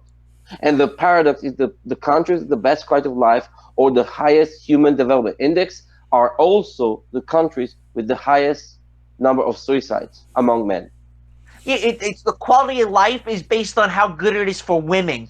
That's my point exactly because the quality of life is the society has to be successful, yes, but it's successful for females at Right. the That's expense of men. At the expense who's of men. doing the gauge for this, man? Is it men or Exactly. is it based on what homosexuals don't get thrown off rooftops? but Like, you know, it's so biased, that whole bullshit. I mean, my quality of life in Cambodia blew what I had in America. It's not even. I can't even come. It's not even close, man. Are you It's not. are you saying that quality of life in Cambodia was better? I would say for me, yes, absolutely. Yeah. Okay. So then there's sort of maybe a subjective way to measure what you call quality of life, because It's being measured by feminists in the UN. yeah, absolutely. And look at okay. unfortunately, not just by feminists, but also unfortunately, it's the whole system, because the whole system is to favor females. It's not just fem. Don't make that mistake, because a lot of people think, well, feminists tend to favor women. Actually, that's not true, because it's the whole fucking system. Yeah, man. It's the Harut and Marut talking to Solomon. It's the politicians, it's medias, it's journalists, Yeah. it's the whole thing. It's the whole thing. It's the hidden in favor knowledge. of females. It's the hidden knowledge. Okay, now to this separate men and veers women. into a topic I want to discuss, because this goes right back to Wakanda. Mm-hmm. Is the Sovietization, the Sovietization of the not just the media but critics, right? Uh-huh. So now we're talking about what's based. You know, your quality of life is based on what? Who's giving the gauge? Right. Station. So when we talk about the flu shots, well, who's telling me you get a flu shot? Why are they telling me you get a flu shot? Is this a Sovietization of the flu shot? So now you have to think outside the box, saying, who's telling me to do these type of things? Who's telling me that the quality of life in Japan far exceeds the quality of life in, let's say, Indonesia? Right. Mm-hmm. And Before the social justice warrior movement, we believed in the critics on movies, and we believed our doctors. yeah. And for the most part, I mean, not that we believe politicians, but we kind of know tongue in cheek who's bullshitting who and who's lying. But now it's malignant now, the Sovietization. And how is this movie Black Panther ranked higher than The Godfather? What? Okay. Who the fuck is saying this? So when you're saying Sovietization of the critics, what you're saying is that the whole idea that, and it is happening, we're watching it real time, is that your opinion now has to fit a certain narrative. You're not allowed to criticize. You're not allowed to criticize this. You're not allowed to say there's a certain opinion of even just these movies you're not allowed to have. Right? That's what you're trying to say. Exactly. Yeah. I mean, it's crazy. 97% on Rotten Tomatoes. It's better than The Godfather. It's a fucking Marvel action comic movie of a make-believe African nation that will never exist. Yeah. Yeah, so I guess your point is, like, which is scary, because now let's say, God forbid, I have a child. Do I go ahead and let it get vaccinated, knowing what I know now? All right. Yeah. Well, this is my rule. My rule is that everything comes at us so fast through media now, right? Everything is there's between us and understanding, or Harut and Marut's hidden knowledge. Between us and that knowledge is a third party, which is the media. So everything is filtered through that first, it seems to us nowadays. And so my rule is, everything is fake until you prove it's true. Mm-hmm. That's the rule you got to go by nowadays. You have to go by that rule. You have to believe, your first assumption of everything that comes at you, disbelieve it. It has to be disbelief, utter and complete disbelief. It's not true. Prove it to me. That's how it has to be. Unfortunately. Well, you see, media Such is as the car in space. but media is communication, and if you control communication, you control basically everything. Because this is the problem today. The real corruption. I think that the real corruption is in the media, because once you have a corrupted language, once you control the language, you control words, the meaning of words, and this is what they're doing, because they're also trying to corrupt the very meaning of certain words. Yes. They infiltrate words, like they corrupt the meaning of the whole thing, and they do it on purpose to control people. Like words like this, I'll give you some examples of words they've corrupted. Jay, gay and faggot. Mm-hmm. Well, yeah, these are two of the many and many words.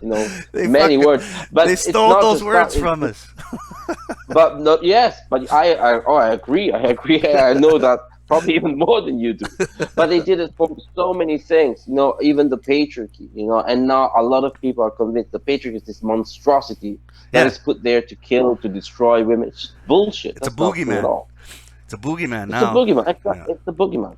yeah. Exactly. There are so many examples of that, and this is what they're trying to do. They infiltrate the language, the words, they corrupt the meaning of these words, Hmm. and they censor, they tell you what you're allowed to talk about, what you're not allowed to criticize. That's what they're doing. And of course, music, we were talking about music and rap music, and we were talking about movies. Hmm. All of these things are media. Yeah, yeah. And I miss the days. I want to go back to the days when faggot was a pile of wood, of sticks. Well, it's changing because now, you can use faggot also to a lot of people, Yeah, it's it's an anyone, insult now. any man. Yeah, it's an insult that you're just shut out, you're a faggot, go suck a dick. Basically. Yeah. But yeah, But I don't know. Nick was talking about the Sovietization of society. I don't know if we have to disagree on that term because I wouldn't put it on politics because I keep, this is where I stand. This is my belief. Maybe probably people won't agree with me, but I think that again, like I said before, it's not the Sovietization. It's more the feminization of societies. That's the real problem. well, When you switch from the masculine to the feminine, you start to see things collapsing on your head. mhm. Well, if we talk about if we get into Sovietization, we talk about feminism or the feminization. That's all very Mhm. Marxist stuff, man. I mean, they all kind of come from the same fucking basket of Same shit. tree, The different same, branches. yeah, yeah, of shit. They all come from the same pile of shit. So, Mhm. like, I visited in 1991. I visited Soviet Russia.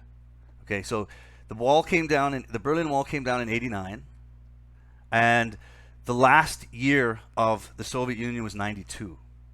Okay, and Mhm. it didn't fall apart overnight. It was a process. But even before the wall came down, the Soviet Union was falling apart. But I went there in '91, and I visited Moscow. I went as a tourist. I visited Moscow, and I visited at the time was Leningrad, which is now St. Petersburg. Yep. And it left such an impression on me. Like it was a really good memory. I was very young at the time too, very impressionable. And I remember walking around as a tourist. I'd leave my hotel and I just walk around the streets of Moscow. And I remember, funny enough, I was listening to rap music on my headphones at the same time. It's fucking weird. But anyway, I'm walking around the streets of Moscow, and I remember I would just walk into shops, random shops, just to see what the fuck was going on. And there would be lineups of people in a shop where there was only like 6 items available. Man, it was incredible. It was absolutely Mhm. incredible. And this was at the tail end. I mean, it was falling apart, right? And I remember at my hotel there was on every floor. And every floor, in every corner of the of the hallways, was a woman sitting at a desk, and her whole job was just to take your key Mhm. and give it back to you. That was her whole job. Give her your key to her when you leave, and she gives it back when you arrive. But anyway, it left a real impression, so when I see parallels of that experience happening in today, it makes me think. When we talk about when Nick says Sovietization, it does make me think. And I make a joke sometimes. To people, like there's a grocery store that I shop at here in town, and it's called No Frills, right? And it's a very it's a very Soviet name for a grocery store, man. Like, could you imagine in the heyday of American economy, a shopping mart calling itself No Frills? You know what I mean? Like, but this is a shopping. It's very cheap, and the reason it's cheap is because the produce is shit. They hardly ever have stuff. There's no customer service. You got to pack everything in your own bags and pay for your bags. I mean, it's a very it's a very Soviet. But Oh, we I got the new rule in New York is 5 cents for a plastic bag. Yeah, yeah. So now the problem is that no one wants to pay the 5 cents. So now you have old ladies carrying jars of mayonnaise out to their cars, dropping all their fucking shit in the parking lot, right? And they have to go rebuy everything because they don't want to pay the 5 cents. Yeah, I am. Let me ask you But and again, something. no one agreed to this. yeah. What's that? What's that, Jay? No one. Look, we were saying before that the West, when the Soviet Union was still around and it was a communist nightmare, right? Yeah. The West was more capitalistic, so was more based on consumerism. Would you agree with that? Yeah, It was absolutely. more about A stronger think economy. about it. Stronger economy too, And because yes, and we also said we were also talking about we were saying when we talk about Japan and Scandinavia and these countries being considered countries with the best quality of life, and then of course Nick, and I agree with him, he said, well, according to whom, or according to what age, according to women. So the question here is, if women had to choose a type of structure, not the way society is structured, women in general, what type of society would they choose? A Western capitalistic society based on consumerism, knowing that the number one people who enjoy this consumerist society is women? yeah, they benefit the Or would most from it. they? But exactly, but exactly, which type of society is going to collapse? The consumerist capitalistic West or the Soviet communist East? They Well, It's no both wonder. collapse. yeah. Well, the Soviet Sorry, did collapse. The Soviet did collapse. It didn't. It didn't but survive. exactly. Yeah. But you have to understand, if there are these two offers in the world, which type of offer is more appealing to women? You would think it would Because be. in the end, they're the ones who decide. You, They're the majority of voters, and they're the ones who decide how the society is so structured. are you saying that we are led by the nose either to uh, capitalist democracy or a Soviet Marxist state by women? Either one. I'm saying that it's not a surprise, because frankly, I would never. I certainly prefer capitalism than a communist Of nightmare, for course. sure. There is no doubt about that. Anyone, you have to be an idiot to prefer a communist nightmare. Yeah. But it doesn't mean that this system is perfect, of course. No. All right. I mean, you can't say that capitalism is a perfect society or a perfect societal structure. But if I think about it, I think I'm always thinking in terms of gender and gender dynamics, and I think that of course we have this kind of society, because not because that's the society that we want, but because this is a society built by men for For women. women, yeah, absolutely. Yes, Totally that's agree the with that. way. So people would defend capitalism, and I understand that, because I also prefer capital. If I have to choose, I said that before. There's no need to repeat myself. Hmm. If I have to choose between capitalism and communism, there is no way I will ever choose communism. But we have to keep in mind that it's not that because we men want that. It's because we men build societies for women. Well, and this is fascinating to me. In a true capitalist system, Hmm. in its strongest moments, it is a functioning and very wealthy a society of wealth and convenience Yep, that is built by men yep, for for women. the benefit of women. Yep. They reap the lion's share of the benefit. Okay, now if that's true, Hmm. which I believe it is true, Yep. then what is the seed that has to be planted, which it seems to have been planted, in order for feminism to even take roots in such a society? How is it even possible? Because I believe that women want to be in charge also of the decisions. Because when America was a Over my very dead fucking powerful, body. What's that? when they was that, sorry, I didn't hear that. Let Jay finish, then I'll Okay, go go in. go ahead, Jay. Well, when America was a very powerful, very strong patriarchal society back in the 1950s, right, and they had a very powerful economy. It was basically the only very rich, very powerful country around the world, because Yes, all other countries were it was the either a best country in the shithole. world. Yes, it had the best quality of life. Hmm. And I said that in other hangouts. I was talking to other people, and I said, actually, the most privileged human beings ever existed on planet Earth were white women living in America in the 1950s. Absolutely. Nobody was ever as privileged as they That were. was a heaven on earth It- for them. It was heaven There on was fucking an earth. exactly, but just the way I was talking with other guys and other people, and they mentioned, well, you know what? Those women were actually diagnosed with boredom.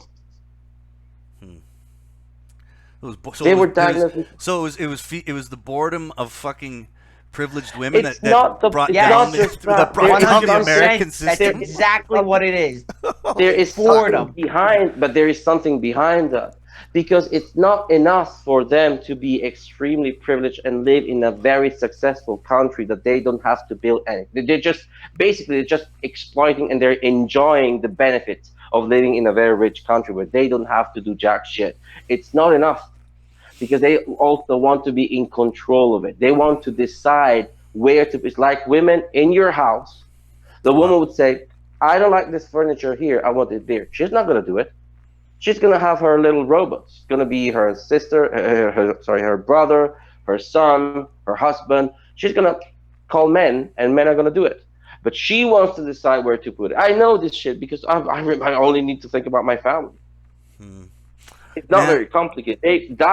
That's the seed. If you want to know the seed, that they want to be in control. They want to be in men's spaces. They want to invade men's spaces because they want to control men. They want to control their robots. Basically. Okay, so the seed is the boredom of the fucking bourgeoisie female. Yeah, Of modern that's America. exactly what it is. And then, that's why they're turning to prescription pills now. They have everything. They have everything, so they have to find something to complain about. So what are they going to start complaining about? Oh, we need to let brown-skinned people with foot and mouth disease into the country now, and you take care of them to rape us. Holy Christ! So what is the solution? So what is the solution? You have to remove the seed, and how do you do it? You put a jilbab on all the women. Sharia. Actually, I agree. There it is. Yeah, you have to remove the power because once they have the power, they become your superior because they're giving you orders about shit that they're not going to do with their own hands. All right, and that has some very negative repercussions on the whole society. Holy shit, man! Yeah, seriously, like, God, going Harut Marut, man. The prophets of God are rolling over in their graves, my friend. We gotta fucking start subjugating our women again. That's the only fucking solution. It's never gonna happen. No, it's never gonna happen. Yeah. Well, that's what to show you how far off it's gone is that's why you have lesbians now, which is just pure hatred of men. Yeah. I'm I gonna do agree. this. There's nothing you can do 100%. about it. What are you gonna do about it? I'm gonna. It's deny. She's denying you. She's cucking you. Pretty much. She's poking you into doing something. What are you gonna do about it? Well, what it is. Yeah. You're right, though. That's never going to happen in the Western world ever. Again, it'll never happen because we let that cat So burn out of to the the bag. ground. Let it go. Just let it go. Let it go. In that case, I have to agree with Nick 100%. No, in this case, we're on the same page. I agree with him 100%. Unless there's some type of mass movement that's not the men's rights movement, because they're just a load of shit. Men's rights movement's not going to do. And I agree. No, that's pathetic. I mean, they talk a lot and they it's do to nothing. the point where if they can't have a functional narrative and critical thinking debate, and the only you're dealing with children then. And the only and now you want to arm the children. Yeah. And this goes back to the Khmer Rouge, exactly what they fucking did. And you arm the children. And the only voices that people listen to in the men's right movement are women. Yeah, that's how gynotheistic our societies have become. It's so fucked basically, up, man. That's the full force of switching from the masculine to the feminine, to the point that the most prominent figures in the men's rights movement are all women, from the first one to the last. Yeah, we got to that point. I know, and I love how the men's rights movement people are all celebrating that documentary that woman made about. Who was actually a feminist, by the way. Who is a feminist, by the way. Yeah, she's a feminist, yeah. The blonde woman, she's a feminist, basically. And they're all celebrating it. This feminist woman made a movie about how men's lives are so shit. You know, she made a feminist woman makes a documentary highlighting how men's lives are absolute shit all over the world, and the MRAs are all fucking clapping their hands, right? Like, holy shit! We're living in a parody of ourselves. Yeah, it is. It's a disaster. It's a complete disaster. Yeah. Well, again, like if really it goes back to just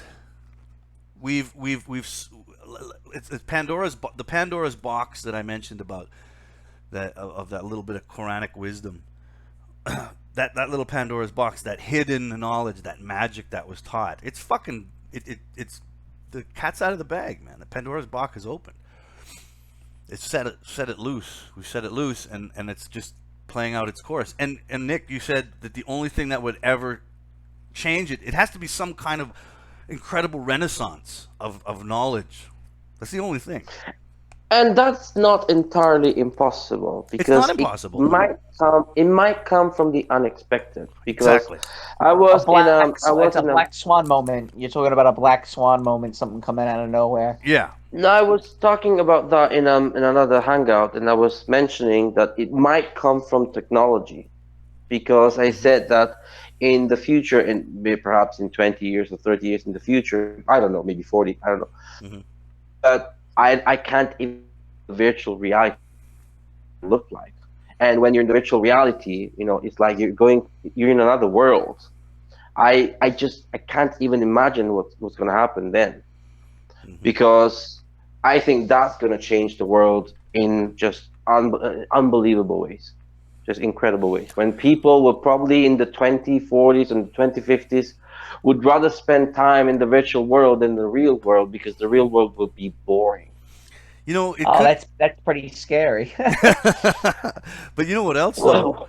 Us, yes. To us, yes. But if you had a time travel machine and you told people living in the 50s that today's most people spend most of their time looking at the screen on their smartphone, and they would say the exact thing. They would say, "Oh, wow, that's scary." Yeah. True. Well, another thing I'd like to put out there as a possibility. Yeah, the black swan moment. Maybe it exists somewhere in technology, but it could also be like a Wizard of Oz moment, where the curtain is pulled aside and kind of a reality is revealed that was hidden before. You understand? Don't ask me what. Well, you're talking more about from a religious perspective. Doesn't have to be religious. No, I don't think so.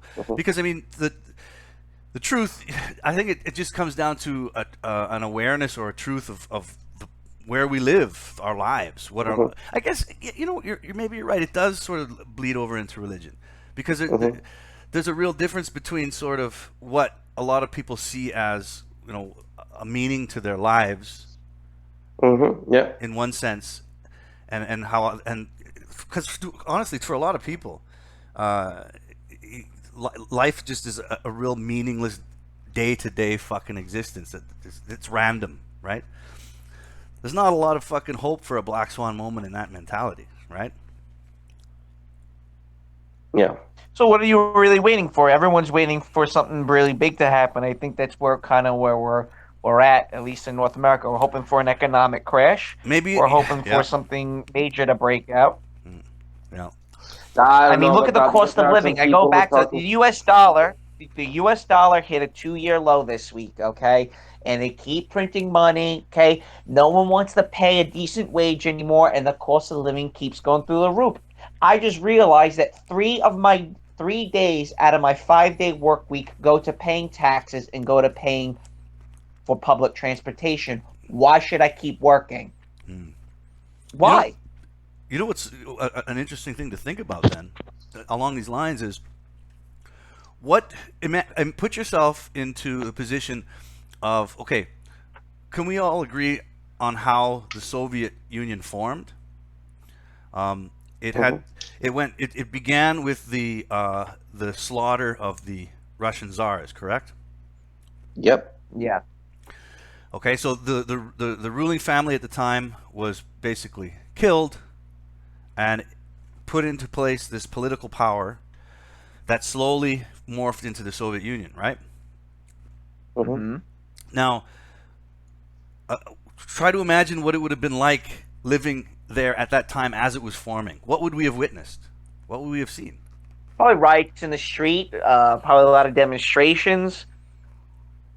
Would we have seen women marching in the streets? I don't know enough about. I don't know much. I think that's called the White Revolution. I don't know too much about it. I only kind of go into like my learning of the Soviet Union is from like 1920 onwards. Mm-hmm. Well, that's So kind I of can't really comment. But that's really when it was fermenting. I mean, really when it was fermenting, becoming real. Like it was. The part of history you know about is the real stuff. I mean, you can go back earlier to some of that stuff, but it's you're talking about the 19th century. So you start losing touch with a lot of stuff that happened back then. Well, we went down this track. Is that the Russian Empire at the time was losing a lot of clout. You had the western part of Europe was developing, industrial revolution, airplanes. I mean, everyone's doing great things, but Russia. Russia was like, what the fuck? Why are we dropping behind the eight ball? And that kind of led to the fruition of the Soviet Union. Well, we have to remember that the Soviet Union fucking put a man in space. Apparently, it was the first person. So I mean, they had something going on. They didn't get to the moon, though. They didn't get to the moon. No. But anyway, it's just curious to me. I mean, I wonder what we're witnessing now through the lens of media, because I mean that's how we live life these days. But what we're witnessing now happening in our own society, Western society, would it mirror anything if you were living in Russia in the early part of the 20th century? Well, I tell you one thing is that this hatred towards white people with the movie like Black Panther kind of resembles Nazi Germany in the early 1930s, where you're the Jew. Yeah. The white man's the Jew. Yeah, I mean, they hate you. Dude, I sent you what I saw in the subway the other day, AM. Oh yes. Okay, bring that. Mention that to Jay too. Explain that to Jay. There's posters plastered all over the New York City subway of just white women and black men making out, and it's like a dating app. Okay, Cupid, yeah. And again, the black man looks effeminate. He looks like a bitch. It wasn't some like thug looking black guy, and he's covered to head to toe in tattoos with all these happy gay colors of the two of them holding hands and shit. I'm like, what the fuck is this? First of all, there's like no white people where I am in this location in New York. Right, they're all pretty much been outbreeded, right? And then they put this up, these 3 or 4 posters, and then next to these posters was something like nationalism has no identity or some bullshit like that. I'm like, what the hell, man? Like, it's right in your face. That's pretty. What do you think of that, Jay? I'm gonna second because just give me 1 second. Yeah, okay. But What are you basically, doing? no, I'm going. Playing with himself. No, I was going to say, that when you were saying that,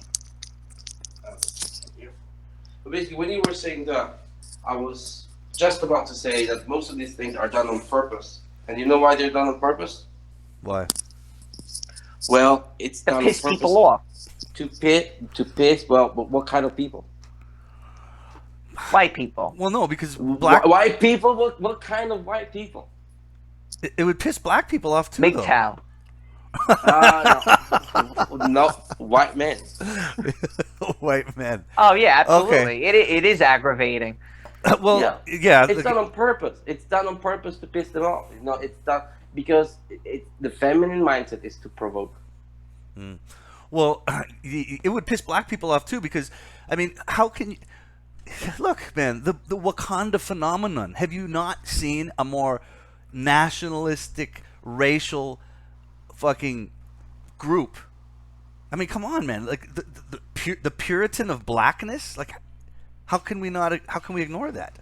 I mean, Wakanda is Right. is black But Puritanism. it's done on purpose to piss people off. That's why they're doing it, so that people that's bullshit. Let's debunk this shit. But it's done on purpose.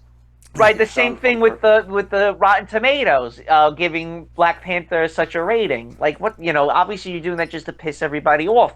So why are they antagonizing and provoking white men to reacting? And black men. And they want to see how far they can go to see.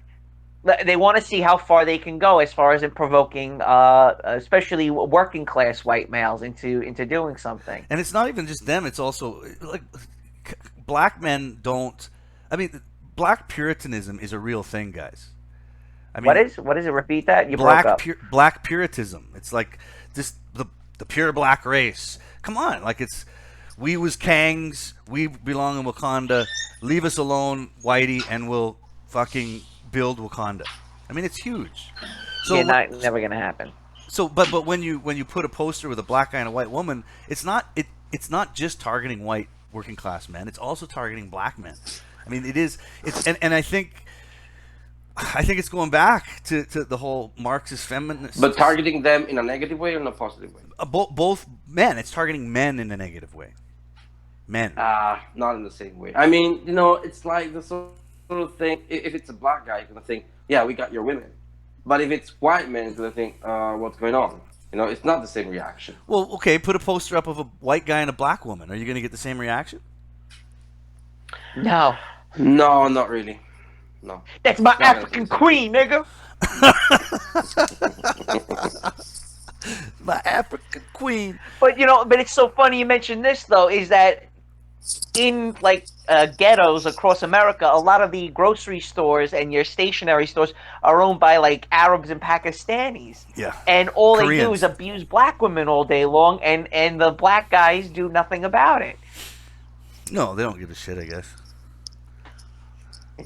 No, I don't think black men really give a shit about their women. Shut the fuck up, bitch. Suck my dick. Let me ask you a question. But black guys aren't really attracted to white women. I don't know where they keep getting this fallacy from. The last thing a black guy wants is some malnourished little skinny blonde chick. She wants that big bowl of oatmeal on my face, nigga. Well, we got some. You know, where I'm living in southern Alberta, like there's a lot bigger black population than when I left.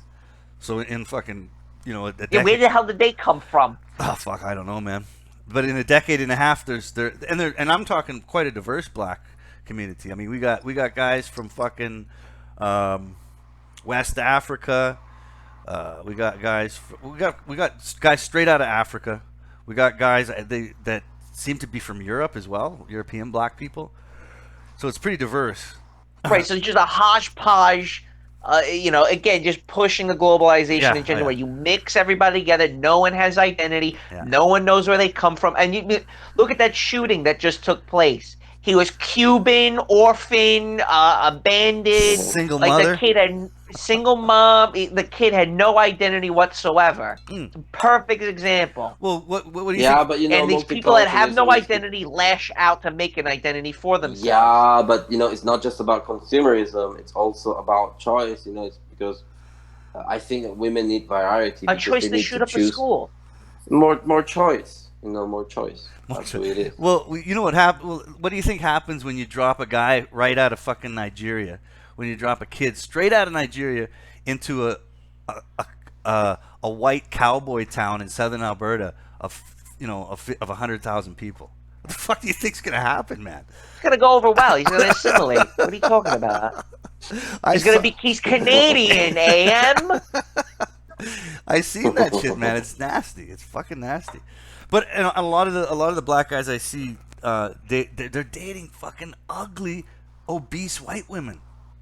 Yeah, they take the rejects. I mean, like, come on, like it's not like these black guys are fucking, a cowboy cheerleader. They're getting drug addicts, obese, disgusting heifers. But it's true. And you know what? The black guys worship them. They worship them. Absolutely. I remember this one black guy bought roses for this disgusting fat white whale, and she's hysterical crying that this black guy bought her roses. So I'm like, that's nice. That's why a poster with a white guy and a black woman wouldn't work. There it is. Oh, yeah. You see? Yeah. Because I know this black guy comes into the store I'm working at with this white woman. She's big, she's obese, and she's not attractive.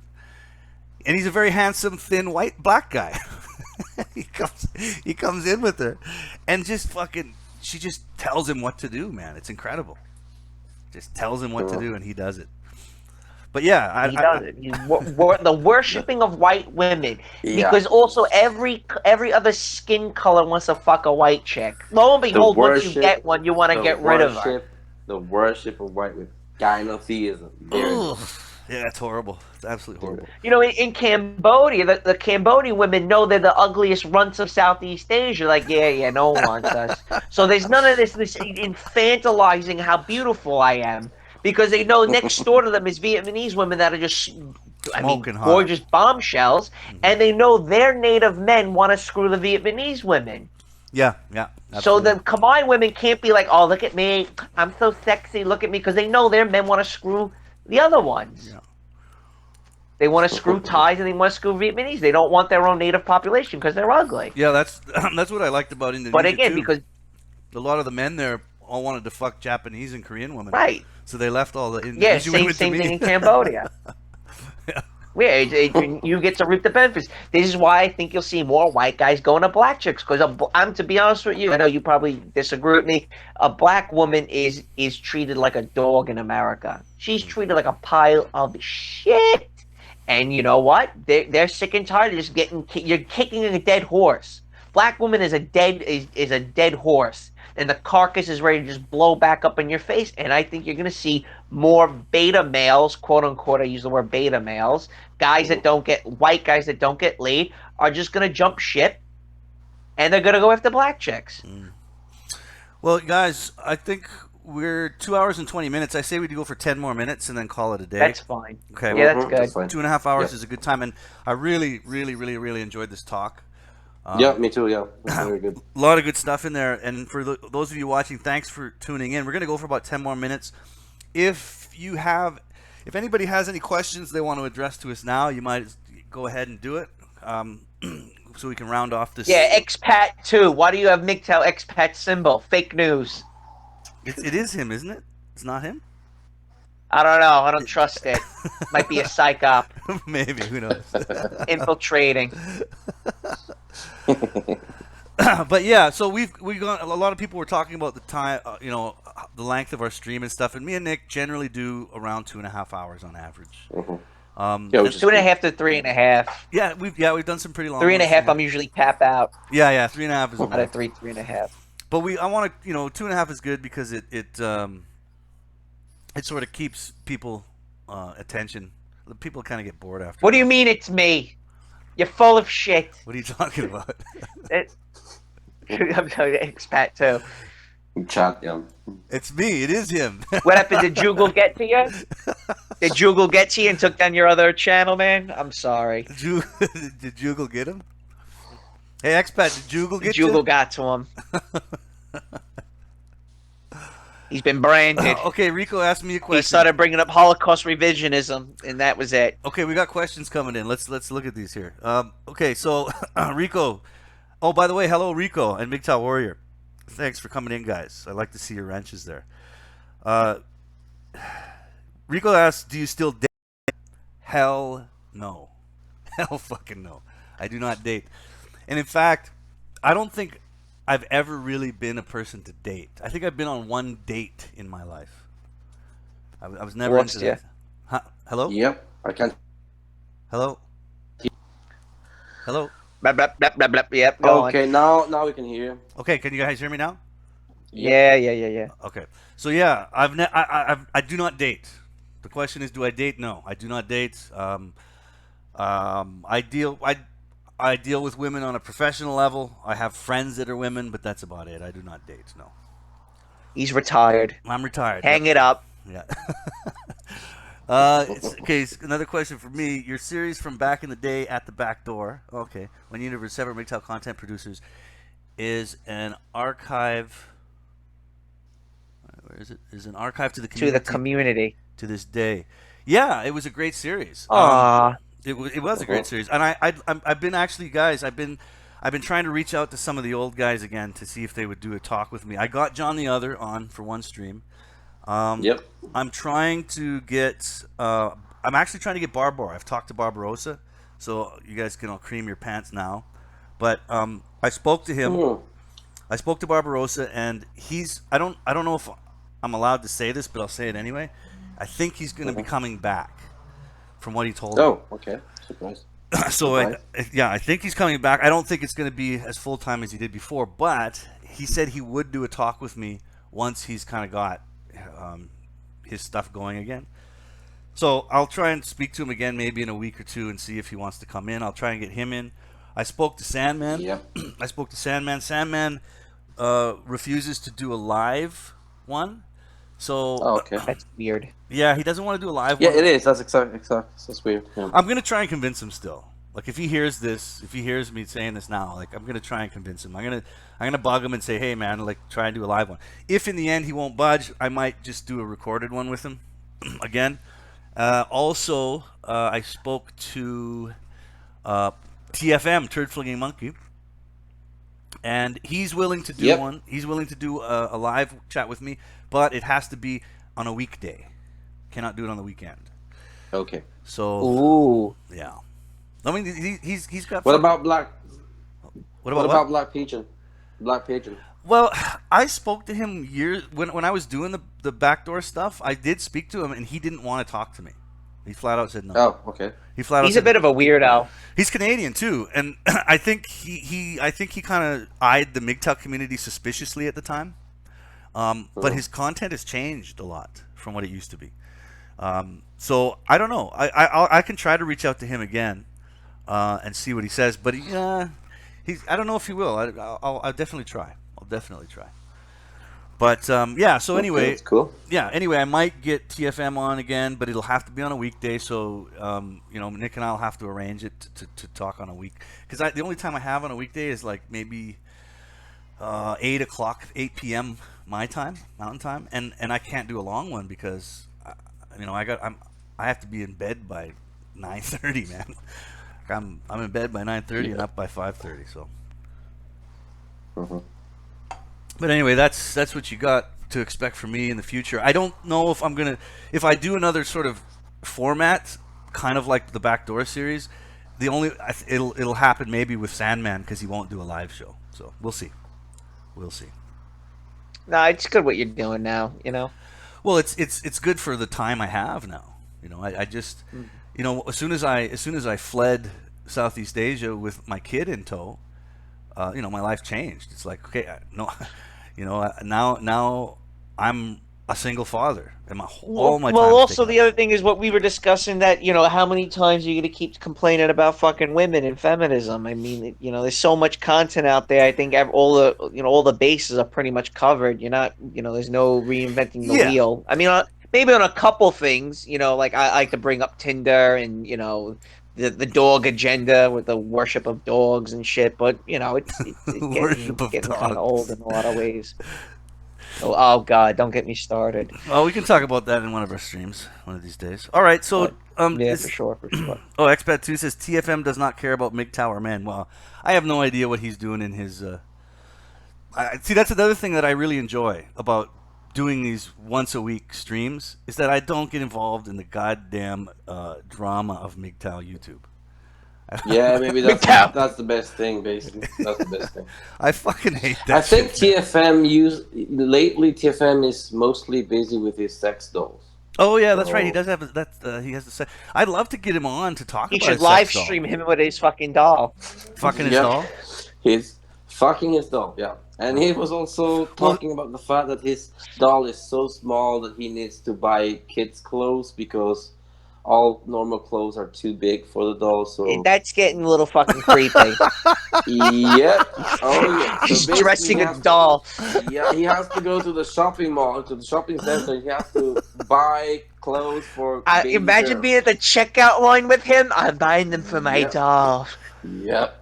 That's the shit. Well, I'd love to get him on to talk about it, his sex doll. Maybe What did you buy for your doll? Oh, God.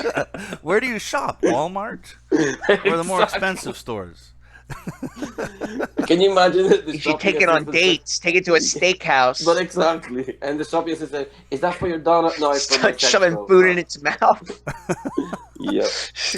God. He's got fucking like steak sauce dripping down his fucking mouth. Exactly. Hold on, we got a question. Dear God, how lonely of an individual do you have to be? Dear God, oh my. Well, hey man, if guys want to fuck dolls, I don't give a shit. But Wait. I actually wanted to tell you this, either on live stream or off live stream. Remember you're going on about how women are using these dating these sugar bear, sugar mama, Oh, yeah. whatever fucking website. sugar daddies. Okay, so turns out, like, I have one friend who's a girl, and I've known her for like a decade, and she's like really close to me. And she broke the news to me that she went on it. So I'm like, what the fuck? Really? You did it? She goes, yeah. She goes, do you know how much money I got for one date? And didn't even screw the guy. Am you ready for this, lots. dude? Oh yeah, I believe it. Whatever you tell me. What is it? $7,000. Oh my god. Yeah. Fuck. And there it is. Dude, Of she's course. also not very attractive, and she's obese. Well, you know Just what? a sweet, kind of just a very sweet young girl. White She chick. told me a guy gave her $7,000 for one. Yeah, she's white. Yeah, Damn it. Well, the guy that's was what white. The the guy was drug in his does. mid-40s, never married. All right. Anybody That's the listening drug. now? Do not give money to women. Number one rule. Don't. Ah, fucking give Especially they're still $7,000 for one They're date. still going to. They're still going to. Unbelievable, man. Well, you know what? I have sort of a little pastime on Twitter. I like to subscribe to all the Indonesian prostitutes because they all have Twitter pages now, just to see what they're doing. And these fuckers, it's incredible. It's absolutely incredible. They advertise. They don't need pimps anymore. They don't need mama sons. They don't need them. Twitter is the pimp, is the modern pimp. She didn't even the screw Asian the whore. guy. I go, how could you take $7,000? You didn't even screw the guy. He was and get the kicker is she didn't see him after that. Unbelievable, yeah. Of course. I mean, of course. No, and they don't have any. There's no shame in that for women. It's incredible. No shame at all. I don't the know if she drug. felt. I actually didn't feel like I didn't ask her if she felt guilty. She felt like awkward. Like I don't understand why he just gave me $7,000. That was more or less what her reaction was. Well, okay. I think a person with a little bit of self-reflection and a sense of shame might refuse the money. Like, no thanks. Maybe. Well, she went onto the site knowing that she was going to get some money. Yeah, that's why she they're did there. it. Yeah, She was that's why like, they're there. I'm really broke at the moment. So she was like, fuck it, I'll give it a try. One of her friends turned her on to the idea. So she went on 2 dates. One guy gave her like a couple hundred, and the other one gave her 7,000. And she would be honest with me. I go, well, what'd you do? How many times did you sleep with him? She goes, I didn't sleep with either of them. I'm like, then what the fuck? Why'd you even bother going on the website? She goes, I just needed some cash, seeing what else is out there. Wow. And both these guys were in their mid-40s, single, never married, no kids or anything, and So I guess they were just really lonely. So the lesson to be taken from this is that every woman is a fucking prostitute if given the opportunity. They have a price tag. Yeah, every fucking woman Yeah. is a prostitute. And be honest with you, man, I would have never expected from her. And she goes, I've been meaning to tell you, I don't want you to judge me and stuff. I go, and then I told her, like, I'm like, do you know where I lived? Like, hello, like, I dropped hints on her, like, what the fuck I was doing in Asia. And then she kind of, like, told me, like, yeah, I tried it or whatever. And I was blown away. Don't be mad at me, but I'm a whore. Yeah, it really fucking What's new? And she's not attractive. Like she's not, she's not pretty. She's not an attractive female, man. But she's a female. Just young. So that counts. Well, there it is. Neon. Young was it? That's it. Fresh eggs, I guess. She's is, got tits and a pussy. fucking, Yeah, it's pretty much neoteny, it. that's the drug. The drug is neoteny when very young features. When she looks very young. That's why they wear makeup too. Here I am feeling guilt. I'm feeling guilty telling Vention to not give a girl more than $40 for a short time. Here's this one fucking getting $7,000 for. Hello, I lost you. Hello. You need to make the offerings for the deity. Hey Jay, there's a question for you. Can you hear me? Mm-hmm. There's a question for you. It says, this is Rico. He says, JWG, do you ever get called out for being a gay and MGTOW? A lot. Unfortunately, a lot. A lot. Yeah, I kept my mouth shut. By the way. You do, eh? Like, what are they? Yeah, you know, there are a lot of guys, unfortunately, Rico, who gave me a very hard time. There are some MGTOW, some MRAs who basically told me that I'm just a fucking faggot.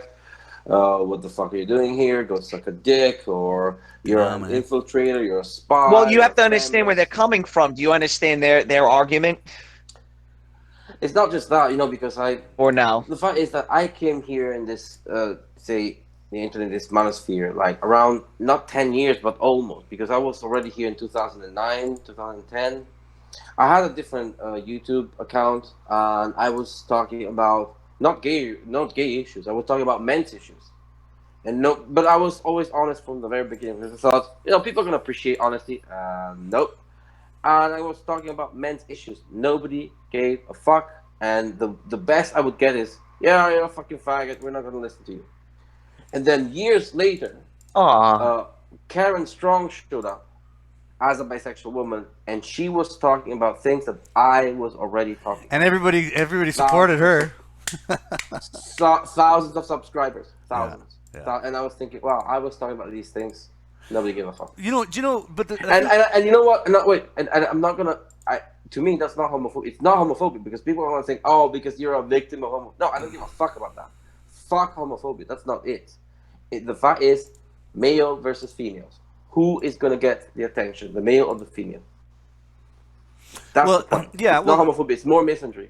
No, and the thing is too, yeah, it's misandry definitely, but I think for a lot of people, there's sort of the political aspect of homosexuality that turns people off.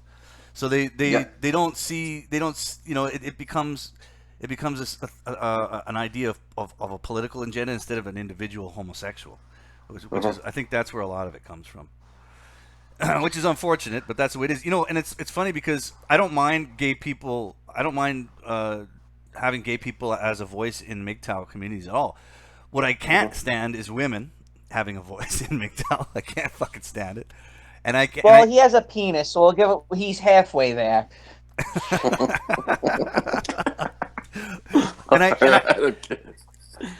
and I He doesn't No, want but to you're chop right. it off. He doesn't No, want to but chop you're- it off, so he doesn't identify as a trans fluid type. Yeah, no our- way. Actually, 100% male, 100%. And he's more je ne sais quoi because he's European and Italian, and likes to look at himself in the mirror with tight jeans. Nope, no way. Not that type. Oh, you're not one of But- those Italians? No. But first of all, I'm half Oh. Italian, half British. shit, you guys were having stream You're problems. half. Whoa! What are you half of? What? You're biracial now. Yeah, exactly. Don't you dare to be. That's racist. And I don't give a fuck about that. But no, I agree with Ian. He's right because when he was talking about the political aspect, yes, that's definitely the case. Yeah. But it still sucks, you know, because at least give someone the chance to, you know, at least see if that is true or not. You know, see if the person is full of shit. But not even that. So that was kind of You know that what? was annoying.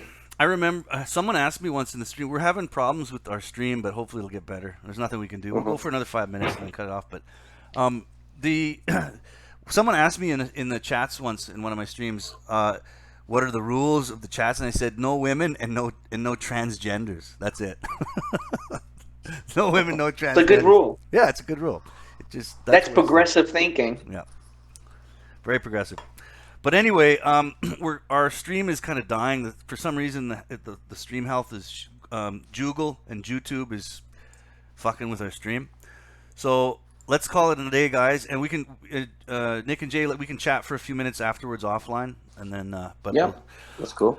all right, guys. Thank you for listening. If you can hear me. Oh, one more question. Did you ever see Karen Strong in person since you're both in Alberta? No, Rico, but I think I will have to one of these days head up to Calgary or Edmonton. She has big boobs. I don't know if anybody else Yeah, knows. she does have giant tits. She does have giant tits.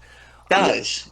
That's true. I will try to. I think I will try to reach out to her at some point when I'm a little bit more mobile. I'm not right now, but in a couple more months I'll be driving again. So yeah, I might take a trip up to Calgary, Alberta. Hey. Guys, thanks for watching. We will. It's been a pleasure. Yep. Yeah, it was cool. It was Good very chat. cool. And again, like I said, we'll probably be doing more afternoon stuff later on in the near future. Maybe splitting it up night times one day and afternoon another. We'll see. Another week. All right. So anyway, thanks a lot, guys, and have a good day.